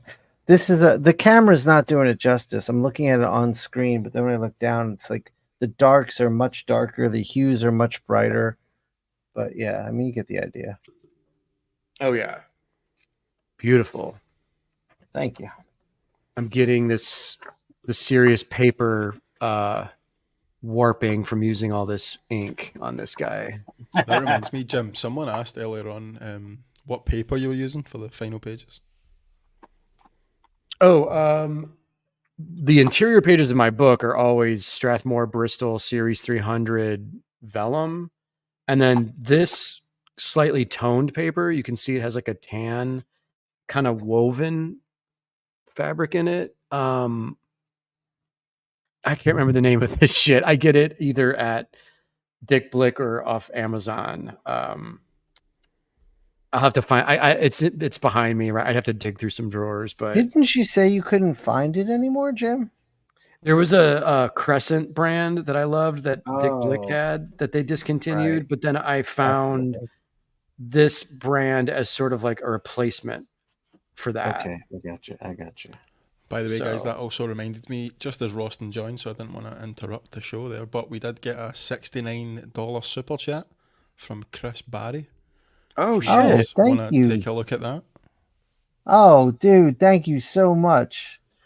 Yeah, we don't speak on the super chat much lately, but we need to, guys. This really helps. Like the super chats do help, like even if it's a couple bucks, because the show costs money to do. Jamie's not cheap, and we owe Jamie our souls. So, but yeah, we appreciate it. It does help because we pay to do this show. I mean, we definitely do, but we love doing it. But so for sure. Helps. Thank you so much, Chris. Do you guys want to message? Jim and Shawn, these pieces rock. I really want to buy these both. How can I get in on these? Back the KS at the book plate and need some original vigilante art on my walls. This is close to owning a Billy. I will get. The show rocks. Dude, I might be bringing this to New York to sell or possibly art drop on my website, but DM me, and we can figure something out. But we greatly appreciate the super chat. And also, while you guys are at it, we always forget to say this, but like and subscribe if you don't mind. That helps too. Oh yeah, have we ever said that before? I don't think we have. This is the first time in 11 shows that we've said that. Yes, oh, Bisley. He meant Bisley, not Billy. Oh, damn. That's how I get it. I was gonna say, does he mean Bisley? That's awesome. What a great compliment. And I agree. I definitely agree. Yeah, is Ross still here? He is indeed. I'm just on Ross, are you doing any conventions or art shows this year? Any art expos? I'm leaving tomorrow. I'm doing a signing at the center, which is like the LGBT center in New York City for the Keith Haring book. Oh, right. Oh, right. Nice. We talked about this earlier, Jim. I can't show it, but there's a famous piece of art, a mural that Keith Haring did called Once Upon a Time that's in the bathroom at this building, and they kept it there. Oh, wow. And it is, I won't say anything else. You guys can just Google it and look it up. But for the special edition with the crazy case, I can kind of show, So we did, the special edition comes with this, which is like a 3D kind of diorama version of that bathroom in New York. That's cool. Oh, yeah. Oh, wow. Yeah. I'm doing that this weekend. And other than that, I usually do Designer Con, but I'm going to be in England. My wife's friend's getting married. Oh, right. So not really. Yeah, I'm not really doing too much stuff this year. Yeah, it's a lot, man, to keep up with shows and traveling and everything. It all adds up, man. It'd also be interesting to see how Designer Con's in Vegas for the first time this year, to see like how many people are actually going to get out there from LA, or if it's going to be like half the people. So we'll see what happens. Yeah, they're moving from where was it? It was always in Anaheim. It was in Pasadena first, and then Anaheim. Yeah. Yeah, you went, and then like a couple years ago. You were there, right? 2 years ago. Yeah, I was actually there last December in Anaheim, and it was good, but they booked it way too close to Christmas, and so it affected the attendance of the show, you know. Yeah. Because California, especially LA, everyone leaves the city during the holidays because no one actually is from LA, so everyone leaves LA. Generally in the whole month of December, you know. Yeah. And So also, like, I noticed people that live in LA like didn't want to drive down to Anaheim, which seems silly to people that don't live in that area, but that's I guess that's the way it is, you know. There's like a lot of yes, people I knew. They're like, yeah, we're not coming down. You stayed, didn't you? Go up to LA afterwards? Like last yes, year?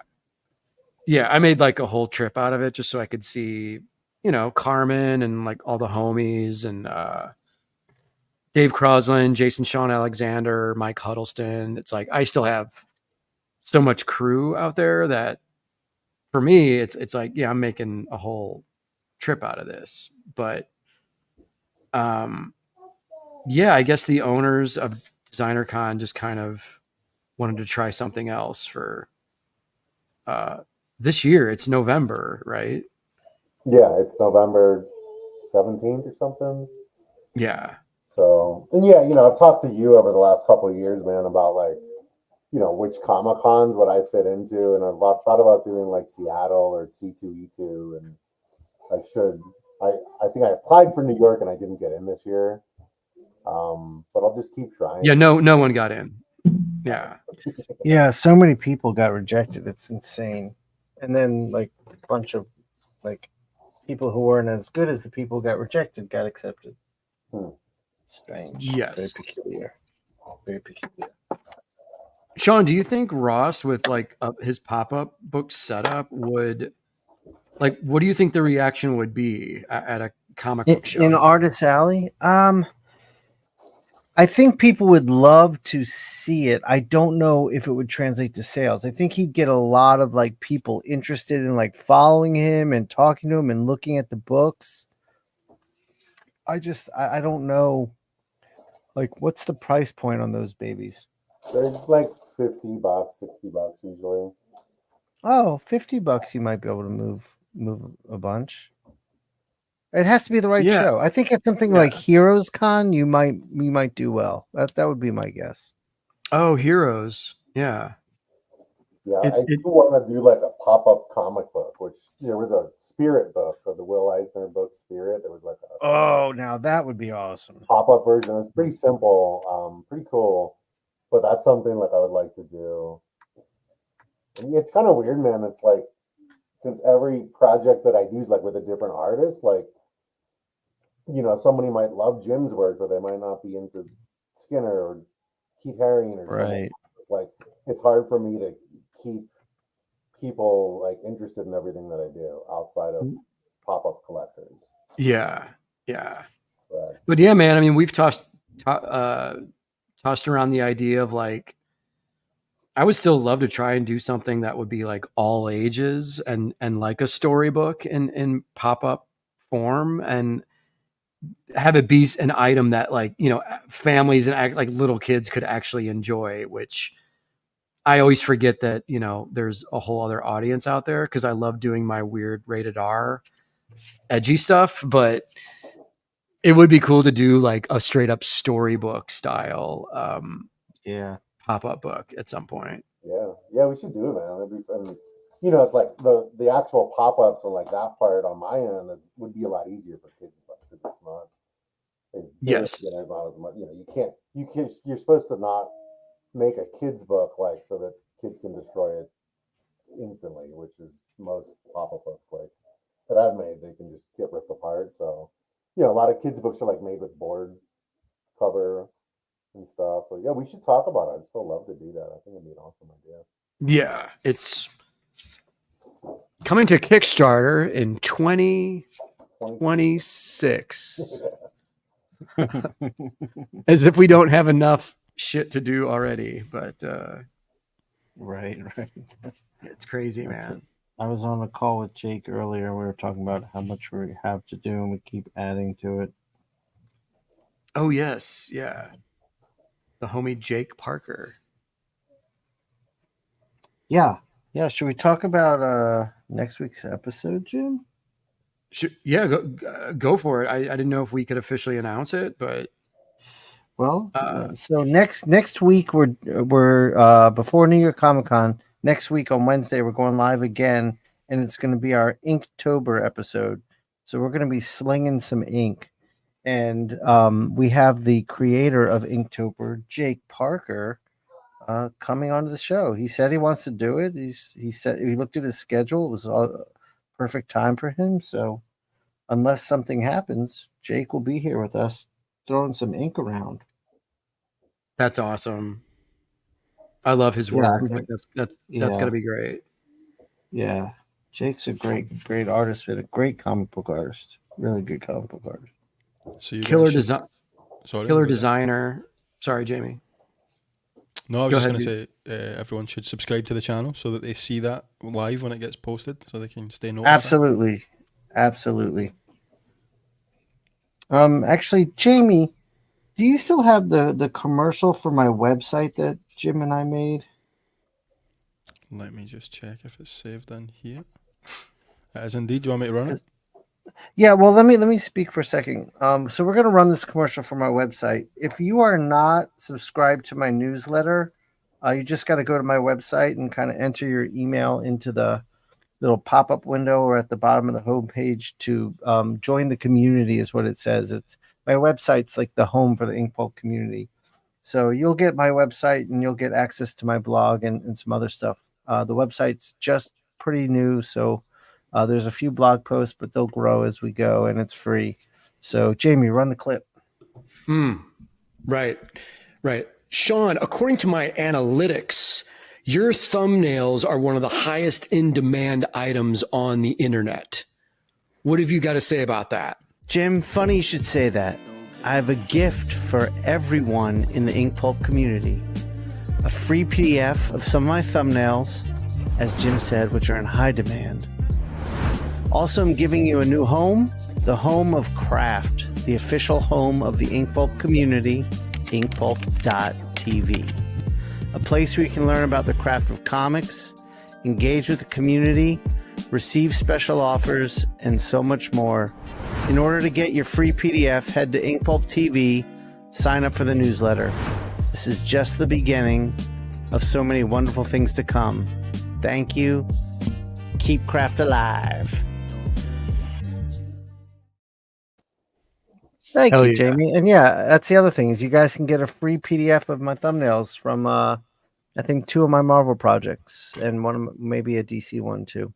I forget what I put in there, but I think my Juggernaut thumbnails are in there, and my Scarlet Witch thumbnails and something else. Dude, hearing the smooth music underneath us talking on that commercial, can we just have smooth music playing under every live stream show? Like, what's the legality or fair usage of that? You mean like this, Jim? Oh, hello. Okay. Welcome. Welcome to this is the NPR version of Ink Pulp Live. So we can just draw and meditate and have the music on. We don't even need to talk anymore. We can just Everyone's gonna fall asleep watching the show. Our show's gonna become the nation's #1 sedative. Hey, as long as they keep the tab open and we get the views, that's cool. yes. Just run constant ads. Yeah, Jamie's a whore like us. But guys, let me show you a little bit of thingy here. So on this side of the spikes, what people always say, like, how do I get the color I use? But it's not the color. It's not this. It's not what you see here.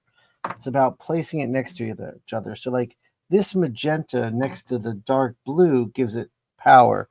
But I'm going to hit these with little highlights of this coral red, which is like a pastel red. And that magenta will electrify it like crazy. Like I love this color combo.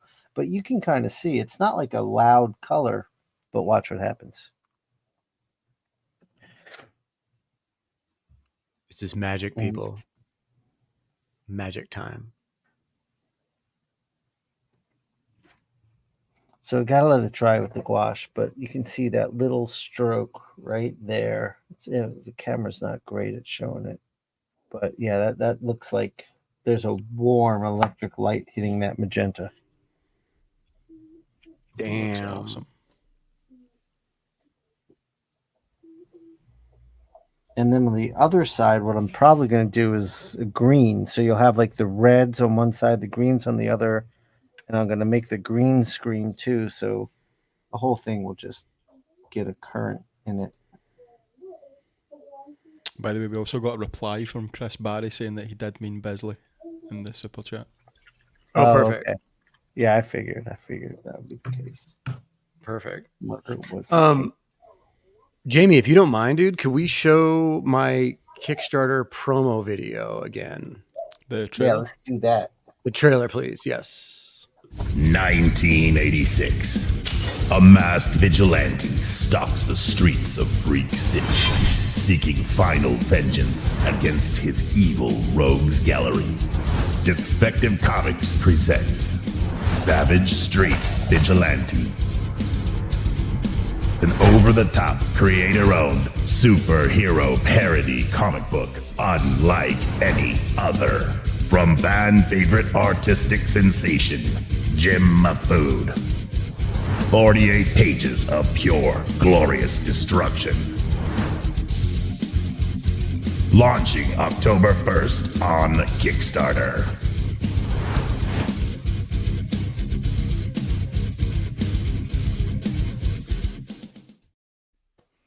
Dude, that voiceover is fucking incredible.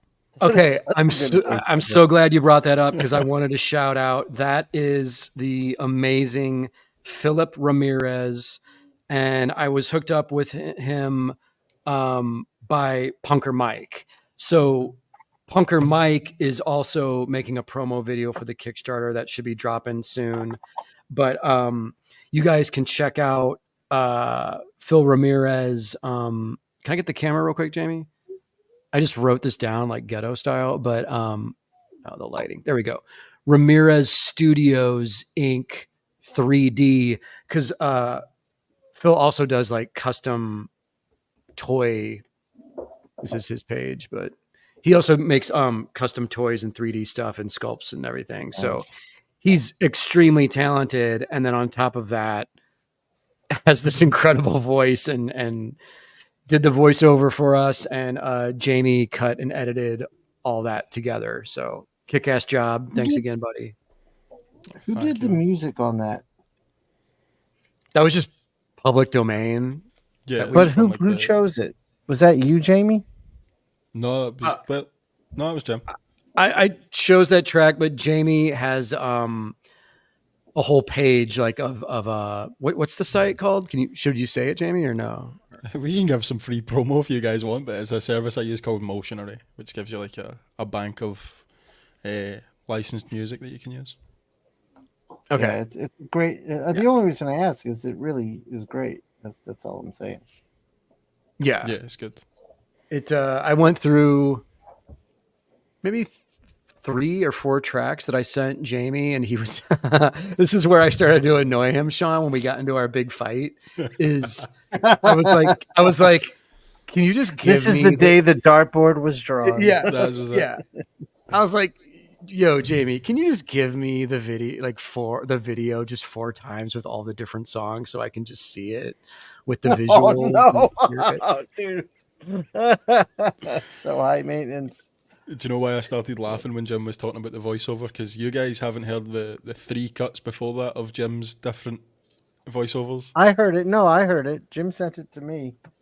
And I didn't think those sounded bad. No, I thought they were I good. thought one of them I thought sounded really great, but that one on the final is the one, no doubt. Yeah, that's the one for see, that's the thing is I knew that my voice wasn't going to be the final voiceover because I did it. I wasn't happy with it. And then I said to Jamie, can you do one where you slow my voice down? And he did. And it sounded very, just pure metal, heavy metal style, but slightly demonic. But it also sounded like someone like stuck in quicksand or something. I don't know. But my whole point is I'm so glad we waited for Phil's voiceover because it works. Yeah, it's great. It works perfect. So thank you, Phil. If you're watching this, I appreciate it, buddy. Shawn, we had a question from you there from Aaron the Rock saying, is that gouache or watercolor? Sorry if you answered that. No, I have not answered it. So what I'm using is, I'll show you. It's called acrylic gouache.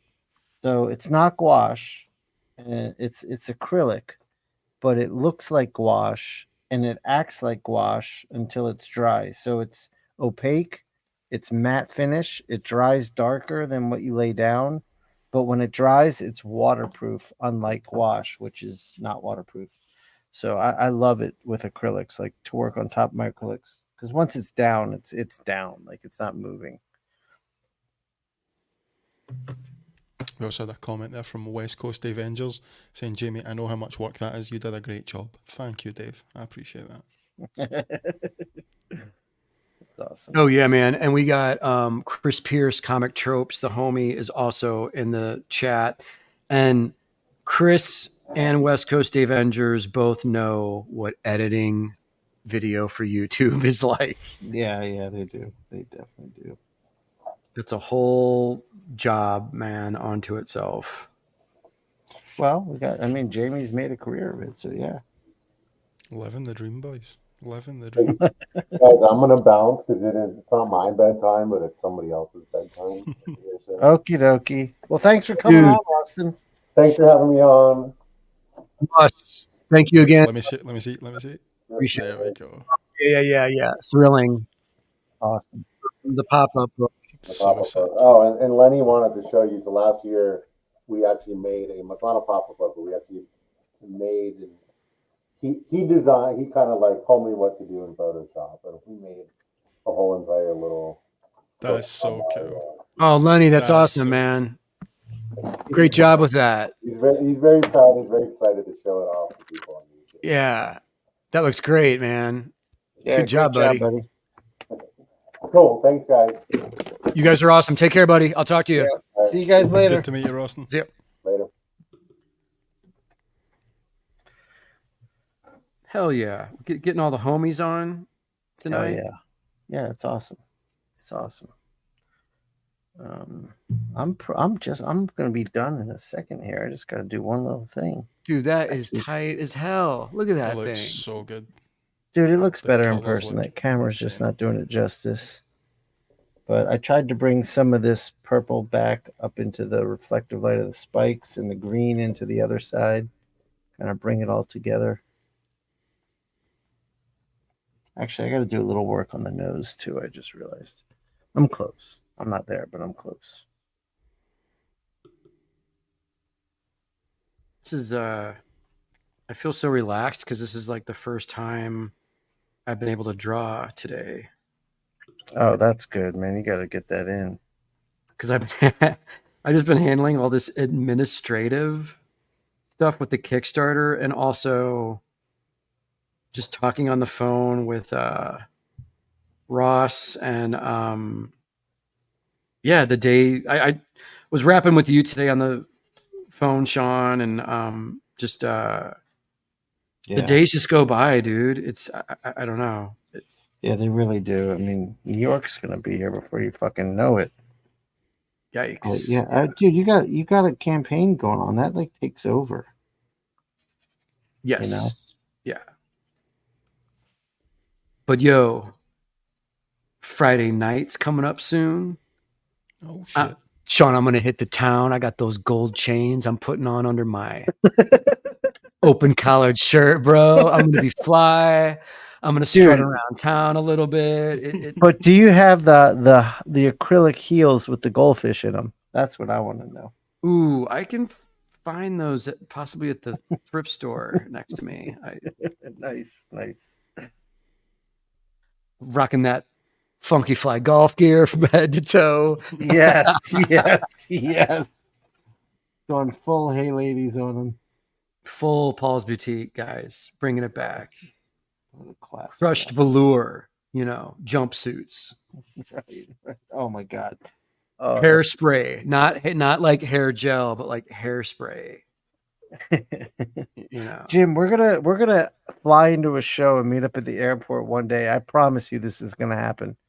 And I'm gonna be in a Sergio Tacchini velvet jogger suit. It's gonna happen. God. I'm not far off. I mean, I've been looking for one. I've been in the market for either a Fila one, a Sergio Tacchini. I think one of those two I want. That surprises me so much that you guys have Sergio Tacchini over there. In Scotland, that's like... we call them Neds. Oh, nice. What do you call it? Well, no, we would call the people who wear that. Do you know what a chav is? You know what an English chav is? No. Oh, no. I don't even know how to describe. Let me give you the Google result of what it... Well, look, I know from the Gentleman, from the movie, and from the what was the Mark Millar book with the Secret Society of Spies. Kingsman. What was that book called? Yeah, Kingsman.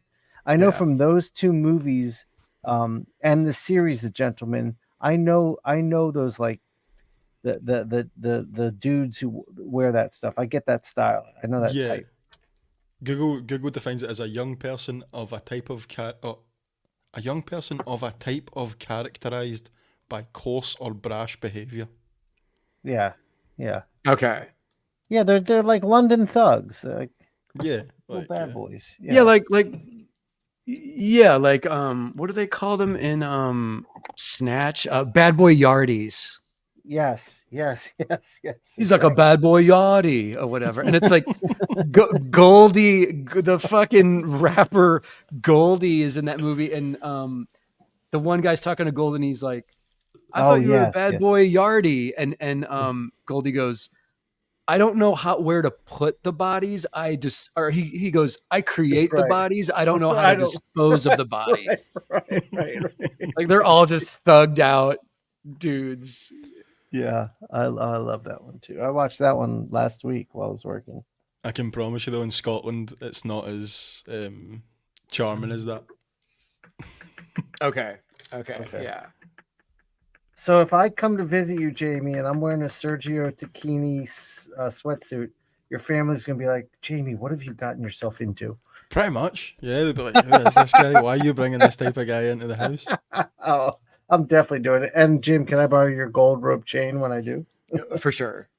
For Okay. sure. And I'm going to go just to watch this all happen. I'm going to go just to see what the reaction is. And then I'm going to talk to Jamie's family in my Scottish accent. Go, Shawn. Shit. Give us a blast. What are you going to say? I don't know. I got to hear you talk some more. What should I say, Jamie? What would I say? What would be a bad thing to say? Hit me with what's happening, mate. Wait, say that again? I'm saying what is happening, mate. But I say it like what's happening, mate. What's happening, mate? What's happening, mate? Like that. You guys always go pure flat like mate. Mate. Why? How do you say it? Mate. What's happening, mate? You're getting there. You're getting there, Shawn. Stream by stream. All right.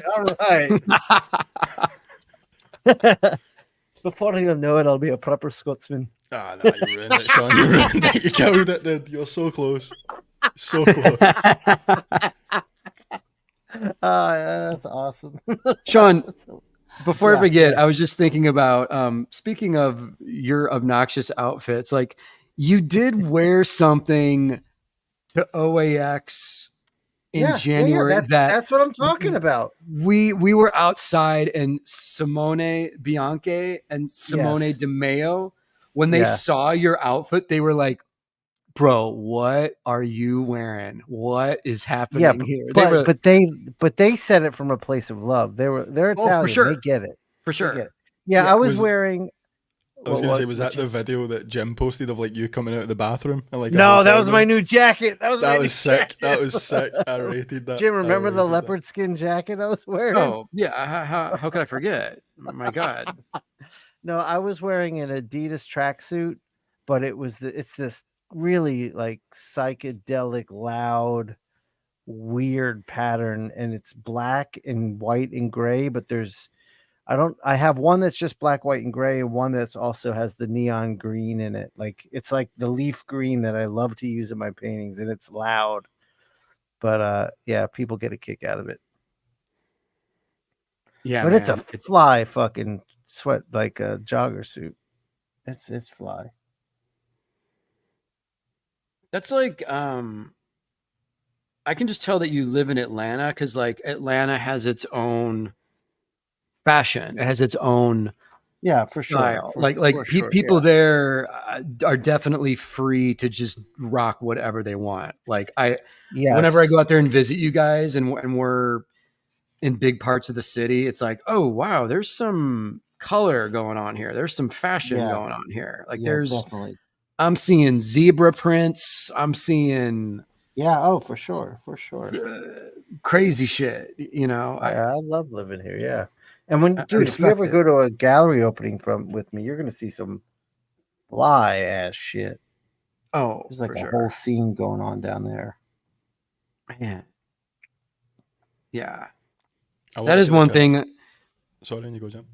Oh, I was just going to say real quick. That's one thing I do miss about living in LA is just like the crazy individual fashion styles of people from all walks of life. Every shape, color, creed is like, I love people it, just man. rock what they want to do. And I say go for it, you know.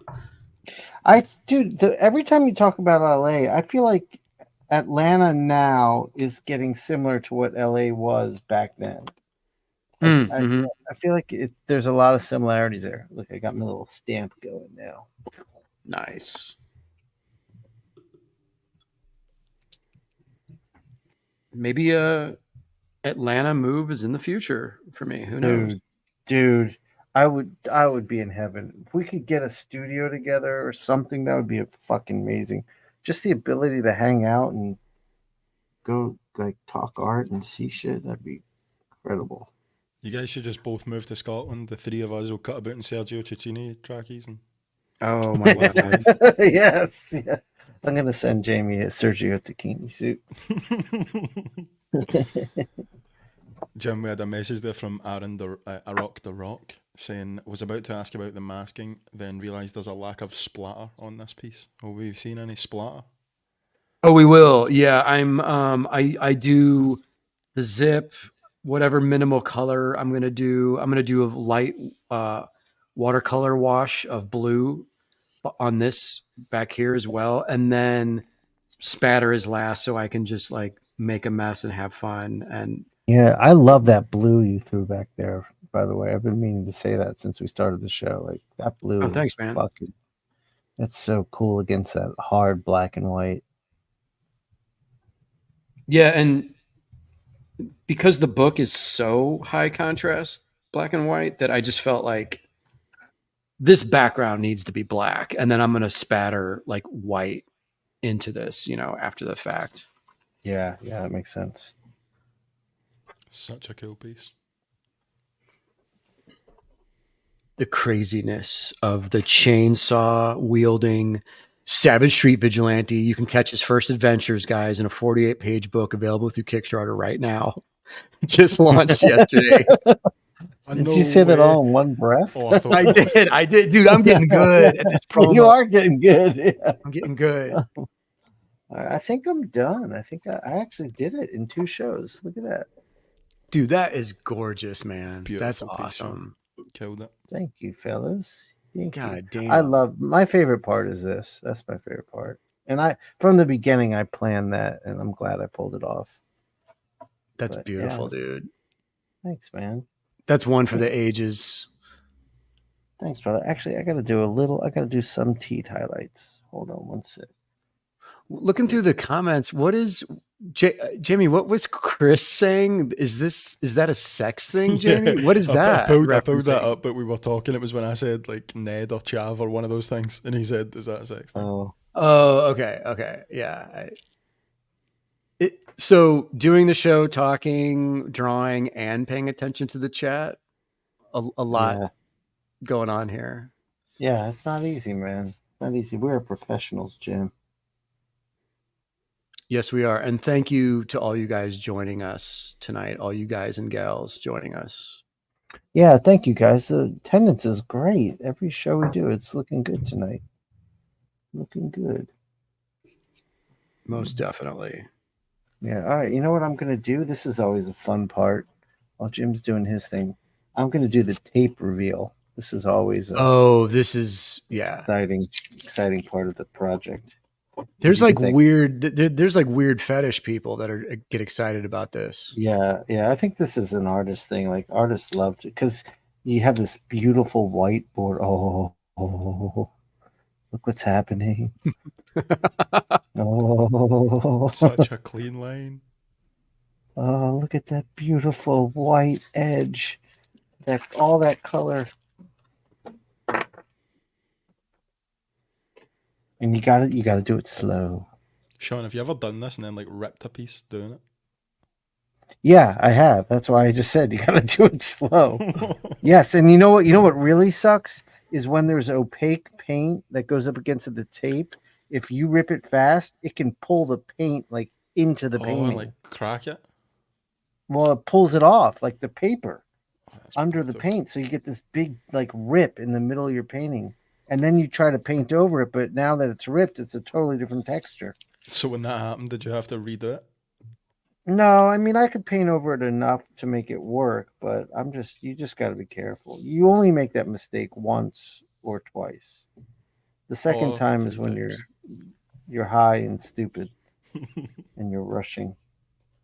Shawn Crystal high? Never. What? No.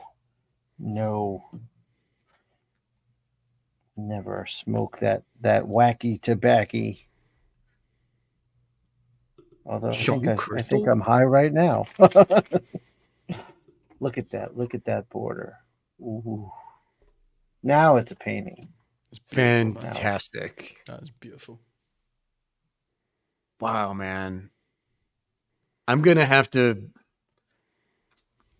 convince you to trade on something for that one. I don't even know what I would give you, but Oh, dude, I'd love. Yeah, I'm always down for that. This is your guy, Jim. I love painting it. We'll have to talk off. Okay. Off camera. Okay. Beautiful, gorgeous, man. So clean, beautiful work. Yeah, it's. We've got someone smoking some cookies tonight. They said they're crunching their cookies. I assume that meant they were smoking cookies. I took that as like a sexual thing. When Jim said that people had a fetish for it, he was like, I'm crunching my cookies to this. Don't know. No, I think it's cookies is there's cookies, which is a strain of weed, and then there's cookies, which is a chain of dispensaries. Yeah. And then there's just the psychedelic tea that I put into my oversized skull mug that I'm sipping on nightly, guys. You got to get yourselves one of these. You got to get in on this guy, the KS, the Kickstarter. That's what the kids on the street call it. You got to get on Savage Street Vigilante nude with just the cape and the cowl. Little something for the ladies on this page. Also stuff for the guys. Can't show that because, YouTube. We also got original art. This is one of the prints in the Ladies of Freak City print set on the Kickstarter. Thrilling Swamp Terror. This one actually sold already, but these are straight out of the ballpoint sketchbook that I will cut out and ship to you as part of the Kickstarter. So, some Godzilla warm-ups there. Nice. Look at that guy. After Jim's done, I'll share. I have some stuff to share too before we go. Oh, some Halloween stuff. I want your skull. I need your skull. Oh, I love, dude, that Misfits shirt is awesome. I love that page. Some Misfits references. So, Jim, do you want to trade that page for the Street Vigilante? Oh my God, dude, I would do that in a heartbeat. I would too. These are my morning coffee. I have to look at these in advance because there's probably. Oh, dude, there's the secret squirrel from when I was there. Yes, that's right. We both did secret squirrel. so awesome. This girl is like straight out of one of the trash movie Bonanza movies. I was thinking that. Chris and I look at. This is almost like Linda Blair from Savage Streets with the Falcon sword, and you got like the symbol, secret squirrel. Yeah, Sean, this is when you and Justin Stewart were here. Yeah, look, wait, give me the camera real quick, Jamie. I'll show you. Bum, bum, bum. Oh shit! Yeah. Yes, dude, that's so cool. And then yeah, some Oh, I love this that. is a Dude. this is a funny. Should I admit this publicly? So whenever I'm at my coffee shop, it's in a hip neighborhood, and there's lovely ladies in the neighborhood at the coffee shop. So whenever a pretty hot girl steps to the counter to order, I try and draw her as quickly as I can. So these are like different girls that have stepped to the counter on different mornings. And then Jim walks up to them all creeping. Would you like to see the drawing I just did of you? Oh my God. And he tells him about his Kickstarter. I'm like, you down with this? You down with this K? I'm like, you down with this KS? You down with this KS? They're like, get out of here, creep, before I call the cops. Do you guys like legally nondescript superheroes, man? Come on. Oh my God. Slick Rick the Ruler. Oh, that's great. That's great. Chris from Comic Tropes is asking, where did you guys first meet? Where did we meet? Just running into each other, probably drunk and high at convention after party bars, I think. Yeah, but I mean, we met, yes, but when we first started hanging out, there was one show we were at where we hung out.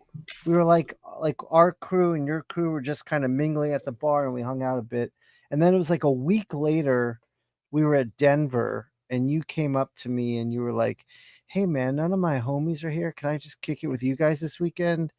And it was just me, you, and Mateo from then on. Like like we just hung out all weekend, and it never stopped. And here That's we true. are. Mary Jane girls, baby. Daily Bugle. That's awesome. That's awesome. Some thwip action. And I have not shouted him out yet, but huge thanks to my brother Justin Stewart as well, who is Oh hell yeah! designing and lettering the Savage Street Vigilante book. Nice. Batgirl's got ass. Look at that. That's so Oh cool. dude, that's my kind of Batgirl. Batgirl's got ass. DC. Yeah. Let come me on. redo Batgirl. Where are you, DC? Hire me, man. Jim, I don't know what you're talking about with this DC, but that's your next Defective Comics character. I don't know who this DC. That's true. I don't know what Batgirl. DC is either. The Transylvania Boogie. Oh, that's awesome. Halloween stuff. So, Sean, what did you want to show off? Okay, so I got some cool stuff to show. First off, this is incredible. So our good buddy Ali ordered me a present for my birthday that didn't get here till just now, and I'm gonna reveal to you the awesomeness of this. Yeah. That's so Dude, sick. look at how big this thing is. Dude, My what hand the can hell? barely wrap around it. That's awesome. It is beyond awesome. Ali, I love you. Thank you. This is my favorite thing ever. And he stands right next to my art table and looks over my shoulder as I draw all day. So that's the first thing I want to show. Second thing I want to Dude, show. who made that? Who made that toy? Do you know? Let me look. I think it was Mondo. I have the box over here. Give me a second. Oh, okay. Okay. That makes sense. That's super badass, man. Very cool. Super badass. Jimmy, give me the camera real quick while Sean's gone. That's sick. Another trash movie bonanza type girl. Oh, hell yeah. Hell yeah. Dude, the hair in that is awesome. 80s hair. That's so cool. All right, give me the camera back. This box is huge.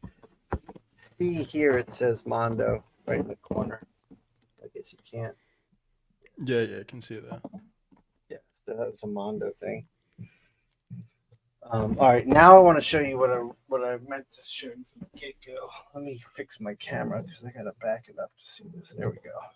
So that spawn painting you saw, I started doing these studies. So this is the study. Like this is all painted. This is just the study. But That's wicked. That's wicked, dude. Here's the original. Oh my God. Okay. Wow. This is the perfect thing to end the show on. That's gorgeous, dude. So yeah, you can see I was really happy with like everything in this zone. And then how those skulls just sit in the background, and down here you got this skull. Damn, man. Yeah, that's gorgeous. I can't wait to see that in person. Awesome. Thank you, brother. Do you have a release date on that cover? That's the second one? No, I just turned it in. I have no idea what I don't even know what book it's going to be for.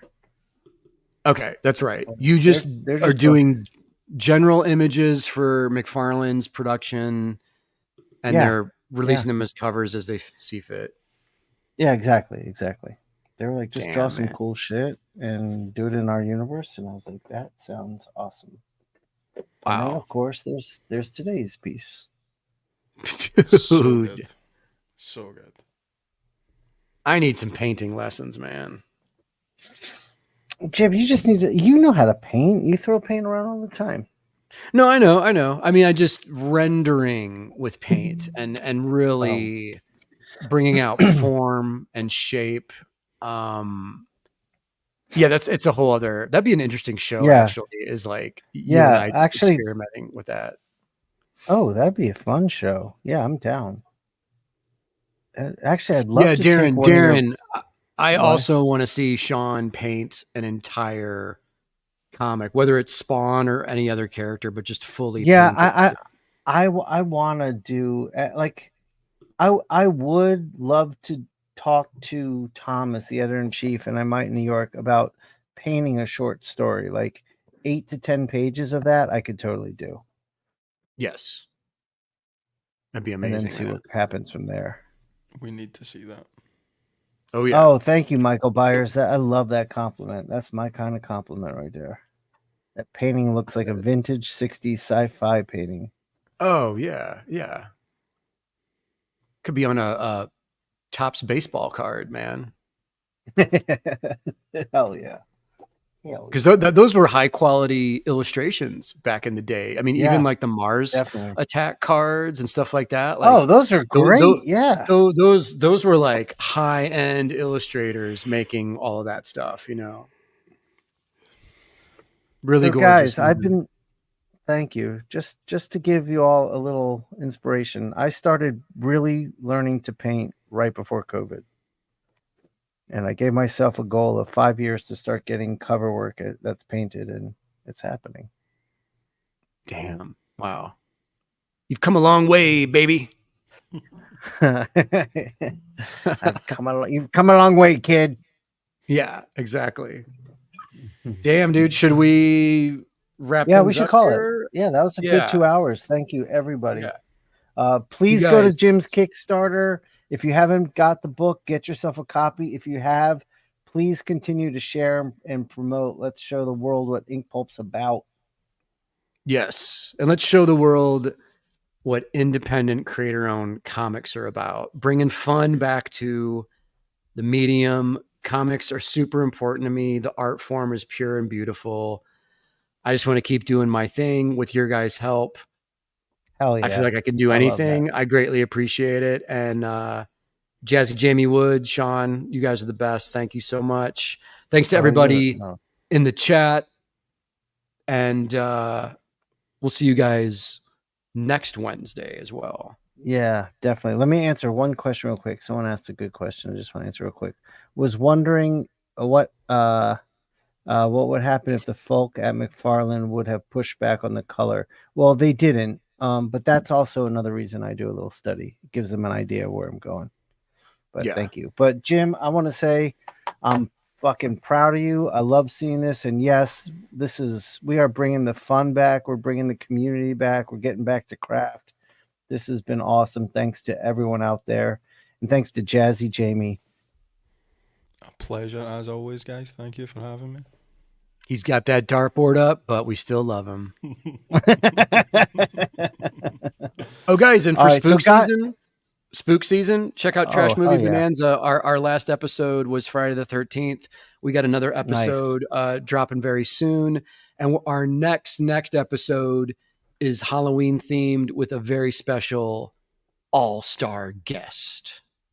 Ooh, nice. So there we go. And guys, next week, Ink Pulp Live, Inktober with Jake Parker. Please come by. Definitely. That's about it. Jamie, take us out of here.